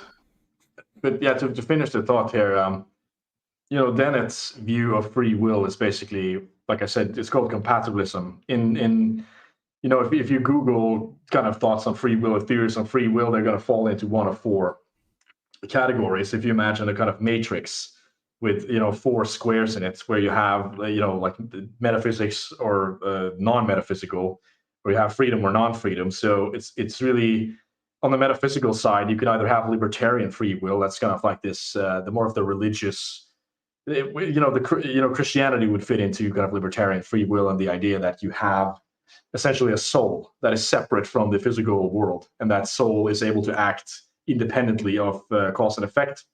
Yep. And that's where free will comes from. Or you could have like metaphysical fatalism, basically, that the idea that God has basically predetermined everything, and there's nothing you can do personally to change that. And on the other side, in the sort of materialist side, you have either the compatibilism that I explained with, that Dennett proposes, that, okay, regardless if the world is deterministic or not, we will say that when we use the word free will, we mean that somebody made a decision independently of pressure based on like the correct information, and that is sort of the thing that has to be owned as a more kind of pragmatic approach. Or you have like just this Sam Harris idea of just base determinism, that we live inside of a clock basically that's been wound up, and everything is just kind of unfolding. Yeah, it's just marionettes. So, yes, and like with Daniel Dennett, when you look at the New Atheists, their big project is basically to try to pull out the foundation of religion, especially Christianity, from the United States and the world at large, and then try to replace it with a kind of secular version of those ideas. And that's been a lot of the work that he's been doing in philosophy, of trying to create a framework around compatibilism where we can sort of keep having the society that we have, but we have like a secular reason for doing it instead of the religious reason. And then Sam Harris comes along and writes like a 90-page essay saying that, no, this is bullshit. Like, you don't have free will. Compatibilism is just cope. And they get into sort of argument about that. I think, like from a meta perspective, if you look aside from like the actual disagreements, there's a certain chutzpah there from Sam Harris, because Dennett is much older than he is, and he actually has philosophy as a specialized area and has done all this work. And then Sam Harris basically comes in and just shits on it, says that he's wrong about everything, and that it's almost demands that Daniel Dennett should take his position. And if you don't believe that, you can read the correspondence, because like Sam Harris basically starts his one of the correspondences with the idea that in this new atheist community, we talk about changing minds by evidence, and we talk about being rational, but you're clearly not rational. I mean, we're seeing that the people are reluctant to change their views, and I basically proved that all of your philosophy was wrong, but you're reluctant to change your mind because you just like the theologist, and like it was like really hostile basically. So. But this is basically Sam Harris walking away from neuroscience into the philosophy space, writing a sort of sit-down essay and claiming that he's going to be the king of philosophy instead of Daniel Dennett. He's now the big boy on the playground. I mean, there's a certain, like, I just don't understand that he doesn't see this. Like, why would you release this book? Why would you try to double down on this stuff? Not only that, why would he go up against Dennett right after doing it? I mean, in such a quote-unquote public form. Yes, I mean, you have like two big projects with the moral landscape and the secular spirituality. Those are like lifetime undertakings. There's no need to try to cover more ground just because you had an intuition that you wanted to write about something. I guess you could blame that it was deterministic or something, but I mean, it's still, it's pretty bizarre. I mean, my own thoughts on this in terms of like what kind of Sam Harris misses, not only the fact that his worldview basically implies the anime psychopaths, like this sort of the world where people are just, they only need to be monitored basically 24/7. You monitor their brainwaves and their neurochemistry to see if they're going to do something bad or not, and you can just go out and shoot them based on their brain states. That's what's opened up for with this worldview that he has, even though he's not brave enough to sort of admit that. Because he uses examples. The weird thing is that with Trump, he is, right? It feels like that in that trigonometry interview. I mean, sure, he doesn't go the whole way and say that, if I had the perfect weapon, I'd shoot Trump, right? But he certainly shows that he's willing to go the distance as long as it's his enemy, right? Okay, now I understand what you meant. Yes, but I mean, this is not surprising. Trump for him represents like these... he represents the irrational evangelicals, right? That part of the United States, which he hoped that, I guess, but this time he'd sort of hoped that they would just be gone because, the speed of this social progression, and he would just, we wouldn't have to deal with that anymore. Yeah. Now it's just going to come back, and it's even worse than it was previously. So he thinks it's like they're standing in the way of progress, and they don't understand. I wrote like 4 books. But I mean, like I said, the Trump derangement stuff should not be a surprise if you looked at like The End of Faith and how belligerent and hostile that book is, and how extreme it is. That he would go out and say that Trump should just be thrown out of society and should not be able to use free speech. I was not aware of how hard that book went. Actually, that was an eye opener. When you know that, you're sort of like, he's just been this way all the time. Like what's that meme, the space cadet thing, where Yeah. Oh, really? He was extremist the whole time. It's like, always has We been. had no idea. Yeah. But back to the sort of free will thing, because he uses some examples, Sam Harris, I mean, in the book, where he talks about, a person with a brain tumor. If you have an example with somebody who's committed a crime, and then someone who commits the same crime but has a brain tumor, where you sort of realize that, okay, you have to concede that, he didn't have free will, because it was like the tumor that basically short-circuited some impulse control, part of his brain, and therefore they ended up doing that crime. So you can't be as harsh on the person with the tumor as you would be on the person without a tumor. And he uses that to kind of extrapolate the logic of all of these cause and effect things, that basically you end up just accepting determinism. The problem then is that, the world has a lot of examples. So you could, of course, find a guy with a tumor who commits a murder and then is sent to jail. But then you could also find another guy who lived for 20 years with a tumor and never committed a crime and had like similar biology. I mean, what does that mean? Does that mean that he had free will and the other guy didn't? I mean, so it's this problem that in Sam Harris's view, there's really no difference, between a person who commits a crime before and after they do it, because it's the reasons that they're doing it is already predetermined. So there is really there's no such thing as a crime, really. It's just like defective or non-defective individuals in a system. But he's also, and I mean, he said that multiple times in the quotes we looked at earlier. He supposes all of this based on something that might be, right? He's saying that someday in the future we will be able to scientifically differentiate those two people. But and his view, there's no reason to believe that we will. No, either. I mean, his view of brain science is, in my view, it's Newtonian. And I don't say this is like coming from a spiritual or New Age perspective.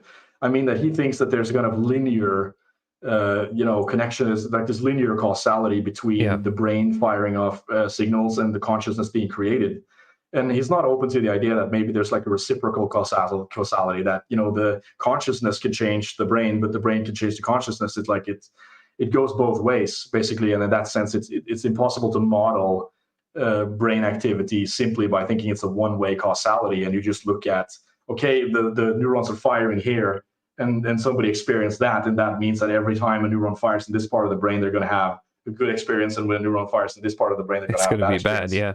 But there are people, where, I mean, they can't model that stuff. And even in the moral landscape, he admits to a lot of the weaknesses in neuroscience, where he talks about, the connection between behavioral economics and neuroscience. And how, I mean, you have this, the idea of loss aversion. I don't know if you've heard of that, but it's the sort of behavioral economic idea that people are more afraid of losing $20 than they are of losing an opportunity to earn $40. Yeah. But so, or it's sort of like a double, the kind of strength of the fear of losing is stronger than the idea that you're not going to gain anything. But they try to model that on, with brain scans, and they find that, there's no difference between the brain scan of a person who loses the $20 and a person who gains or sort of does not gain $20, basically. So, I mean, you'd expect there to be a difference there because of the felt experience of the people involved. But when you look at it on a brain scan, there's no way to prove on a brain scan that there is such a thing as loss aversion, because it doesn't show up there. So, I mean, what are you going to do then? Are you still going to keep claiming that? Quantify that? Yeah. Are you still going to? I mean, that's just one example among countless. And I mean, you're just going to keep pretending that the brain and the mind is the same thing, even though you can't model things that are in the mind with the brain. And I mean, stuff that you're modeling anyway is just signals firing up. So it's just pure guesswork as to what these signals actually mean in terms of the conscious experience. And not only that, but people experience consciousness very differently, and you can't always verify that outside of just subjective accounts. So it's an extremely kind of shaky theory to base this idea of determinism on. And I'm not saying this from like a spiritual perspective. I mean, you could look at it from a purely scientific perspective and say that, if a system has randomness built into it, just like the brain, which he admits, like you have the guy Werner Heisenberg, the biologist who came up with the Heisenberg's uncertainty principle, that there are certain synapses in the brain that are firing at random, meaning that they're independent of causality. Then, I mean, you could run the universe again and get a completely different outcome because there's randomness in the simulation. You don't know what's going to happen, And I mean, if you know that and you keep describing the universe and the world as deterministic, it's not scientific. I'm sorry, that's just imprecise in terms of how you use the word determinism. Like there are deterministic systems like these sort of Wallace and Gromit Rube Goldberg machines, or like billiard balls that are hitting other billiard balls, and systems that you can create that are mechanical and are completely deterministic, but the entirety of kind of human development is not a system that could be aptly modeled with the word determinist. So I don't know what else to say. They're sort of clinging to this very Newtonian worldview because it fits with the sort of Occam's razor. Everything is just physical thing, and everything that comes in the way of that, we just have to discard. So I think we've spent enough time on that. We have two, interesting slides to get to. Let's knock this out.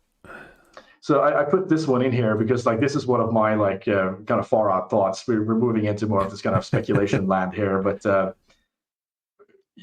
done streams on Soros previously, and you can go look at that on the Longhouse. That's the Open Society and Its Enemies, part 1 and 2. We have 3 men here, right? We have George Soros, Sam Harris, and Stefan Molyneux. And if you were to guess, I mean, what do these men have in common? If I were to guess, yeah. It's too late for guessing that stuff. I mean, it's got to be something about their liberalness in terms of open society stuff. But no, you gotta give me a hint here. I will tell you. Yeah, I'll tell you. They're all men. They're all atheists. Okay. This is where we're going. Okay, they're all atheists. They're all Jewish. Yeah. They're all interested in philosophy. And they all try to create a philosophical framework that was going to change how people thought about science. Is Molyneux Jewish? Yes. I didn't know that. All right. I mean, Molyneux, basically, his philosophy master's thesis was called the universally preferable behavior. And that's what he spent his entire life proselytizing, this kind of secular rationalist ethic that is sort of within this kind of libertarian. He's still going with that stuff. Sam Harris as well, try to create the moral landscape, creating more of an empirical proof for how ethics can work in a sort of secular society. And with Soros, it's really the theory of reflexivity. That's this philosophical theory. It's not about ethics, but it's about trying to understand how the conscious mind interfaces, how the subjective conscious mind interfaces with the real world, and how that's different from how something mechanical will interface with that. So to create kind of a proper framework for social science, that was really Soros's idea. And with all of these things that they have, and a lot of tenacity, a lot of energy, a very high IQ, but what really differentiates them is really the degree of delusion that you can see here, with the least delusional being Soros, where he was a bachelor student in philosophy, and he looked at his own writings on this reflexivity stuff, and he said that it's incomprehensible. This is just not going to cut it. So I'm going to go and do finance instead, and try to adapt whatever I can of that framework to understand finance. And he was tremendously successful in actually building wealth, and then creating the Open Society Foundation, implementing the ideology that he wanted, actually forcing himself on the world. And then on the other side of the delusion spectrum, you have Molyneux, which is basically sorry to say, because I used to be a fan, but he's just deluded to almost as deluded as you can be, being a functional person. And you can see this in not only that he thinks he's the best philosopher ever, he's the most relevant philosopher, the most popular philosopher in the world. Yeah. But he thinks he solved ethics. And I mean, you can go and watch his debates where he debates Walter Block or rationality rules. He tries to defend his framework, and he's just completely incapable of taking any scrutiny from anything. So he's just relegated to being this kind of BitChute influencer at this point. And he could have probably done a lot more if he was just less deluded about his own grandiosity. So as a sort of middle way here, we have Sam Harris, who is similar characteristics to the other two, where probably less deluded and more able to kind of adapt himself than Molyneux is, but still kind of deluded in terms of that he's still very self-aggrandizing compared to Soros. Yeah, and he thinks he sort of solved all these problems that he hasn't solved. He sort of demands from people that you have to acknowledge, that I had the right take on free will, I had the right take on lying, I've created all these solutions. And so, I mean, but there is this sort of slight adaptation, or what do you call it in the financial world? Where you kind of slide in from one niche to another, or pivoting. Pivot, yeah. Yeah, he has pivoted a little bit from trying to be the world changing neuroscientist, just be a influencer and like a podcaster, which he's had a reasonable amount of success. He has also squandered a lot of opportunities where, I think Sam Harris was the most lucky guy here because he was basically chosen to be this new representative of the new atheist movements and pushed by everything. I mean, it never worked. Molyneux was not that. He had to kind of white knuckle his way to get like this little cult following that he has. And same with Soros. Yeah, and even then he got booted off of like everything once he got too spicy. So. But Soros is like probably the least privileged, where he got a lot of shit thrown at him. He had to go through 2 occupations and basically being kind of ignored as an academic and continues to be ignored. He says this himself, that people, economists are still not interested in his theory of economics, in spite of like being the most successful hedge fund manager ever, possibly. So that's just a funny thought that I had on these 3 gentlemen. Another interesting thing about the picture of Sam Harris is that he's standing in a weed field, and I just do not know why. It's part of the. It looks like it's the IDW photos, isn't it? Maybe, yeah. And let me see, intellectual. I recognize that background. Let me see, intellectual dark web. Yeah. Look, there's Dave Rubin and like. Some flowers. Are you sharing? Yeah, I'm gonna share. Just give me a moment. Reject everything. See, it's the same photo shoot. Why are they standing? What are they doing there? They love plants. I don't know. Intellectual dark web. Here they're hanging out. Me with the boys, kicking it with the boys. Yeah. There it is. That's the photo. Yeah. Jumanji. What is it? I don't know what this is. What is this? Where is this? They got lost. Okay. Yeah. Okay. That's probably just at home. All right. So I think we'll get to the last slide where I will contemplate a little bit on basically now having done both research on Richard Dawkins and Richard Dawkins and Sam Harris, and looked at kind of the future of this new atheist movement. I basically have come to the conclusion that this is a complete non-starter. Like this movement has no future whatsoever.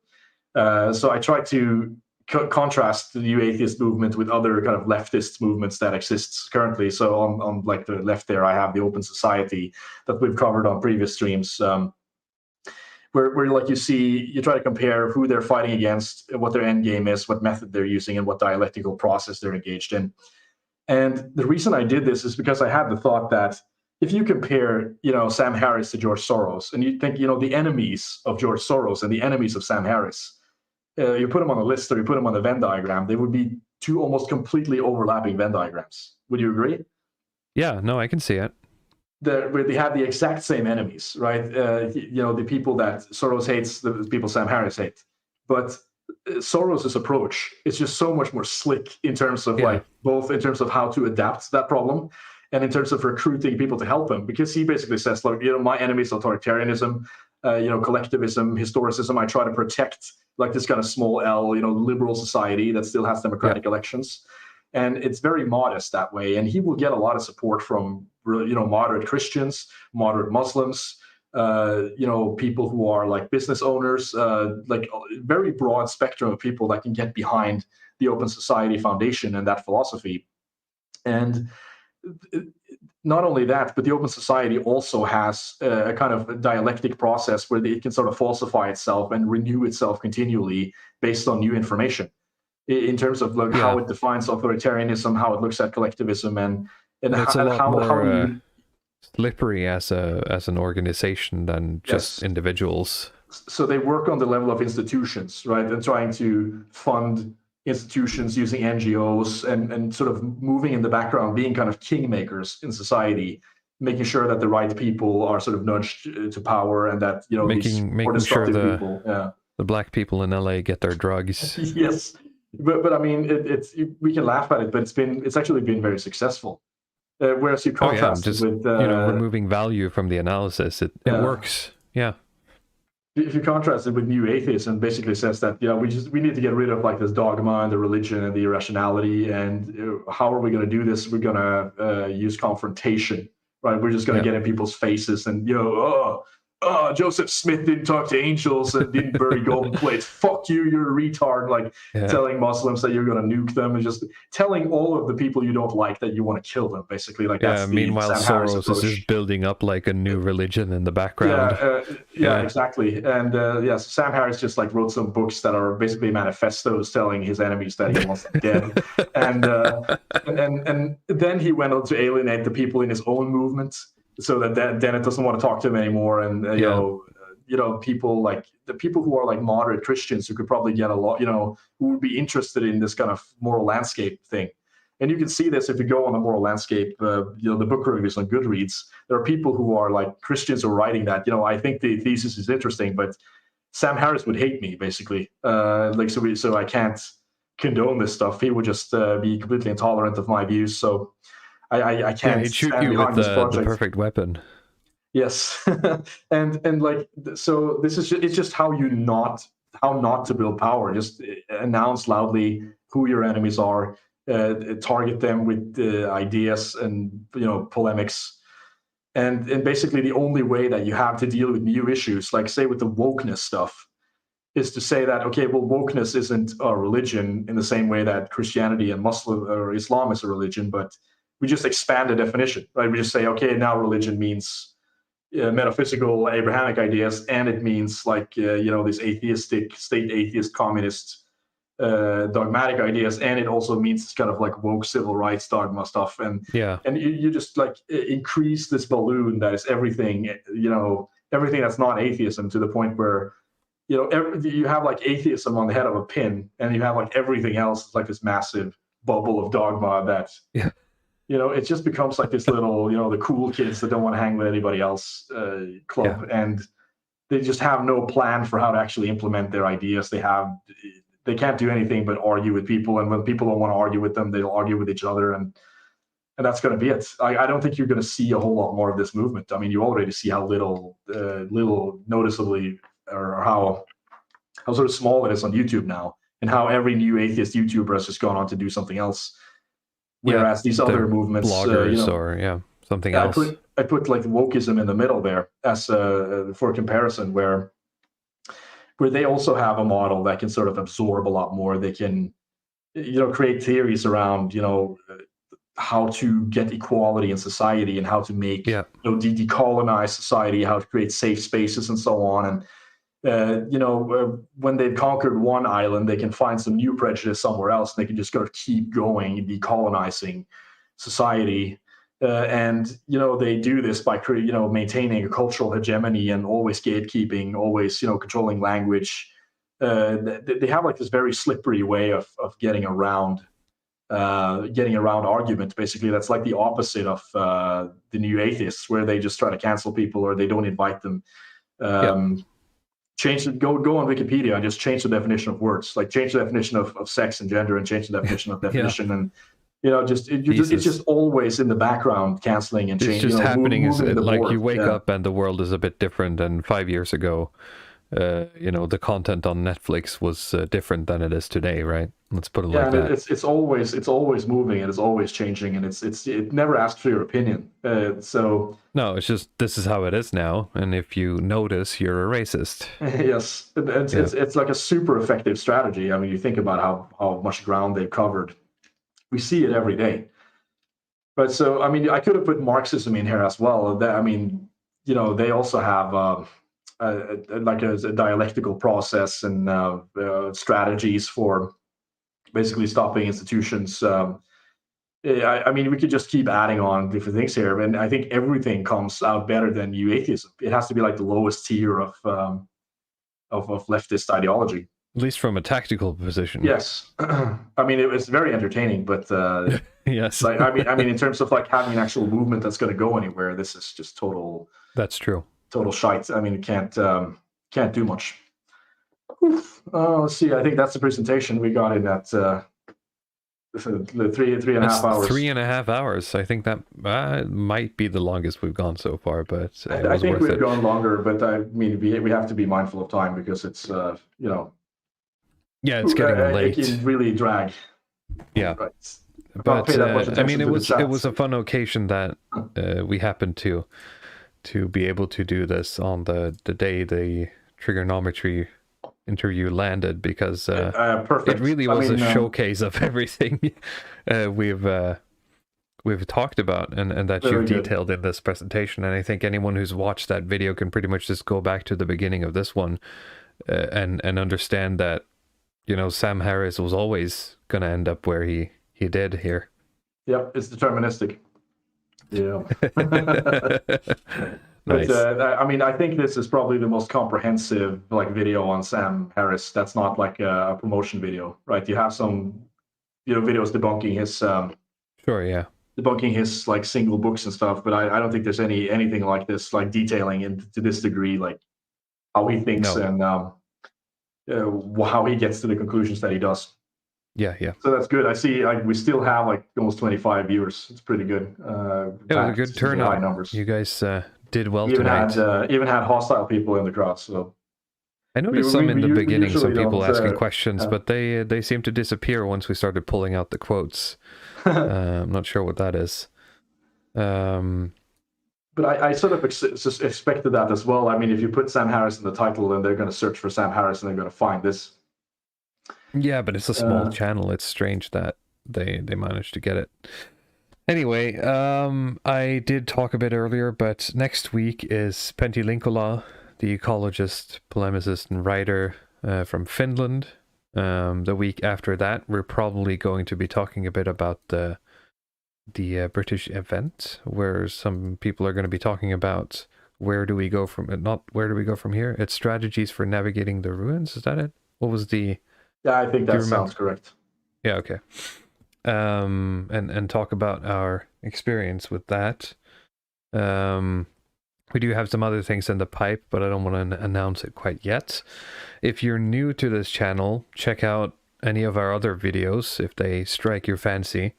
Subscribe, hit the bell icon, and you'll be notified when we go live next. Usually it's every Thursday around this time, although sometimes it's maybe Wednesday. Also comment, like, you know, the algorithm things that help us out. We also have a matrix space over at the Shieldings domain that is linked down below if you want to come chat or just share memes or whatever. Other than that, Luddic Path, you have a channel where you post mostly memes, right? Yeah, I mean, I'm being a bit lazy, just using the community tab. I mean, the baby is taking a lot of time, unfortunately, so it's not easy to both do the research for these videos and get time to do the memes. So it's going to be a lot of community posts. If you think that's funny, then you can follow me, or otherwise, I think the algorithm will just put it in your feed anyway. So do as you like. It's more important that you follow this channel, to be honest. Okay, well, let me see if there's any chats we need to pay attention to on the right here.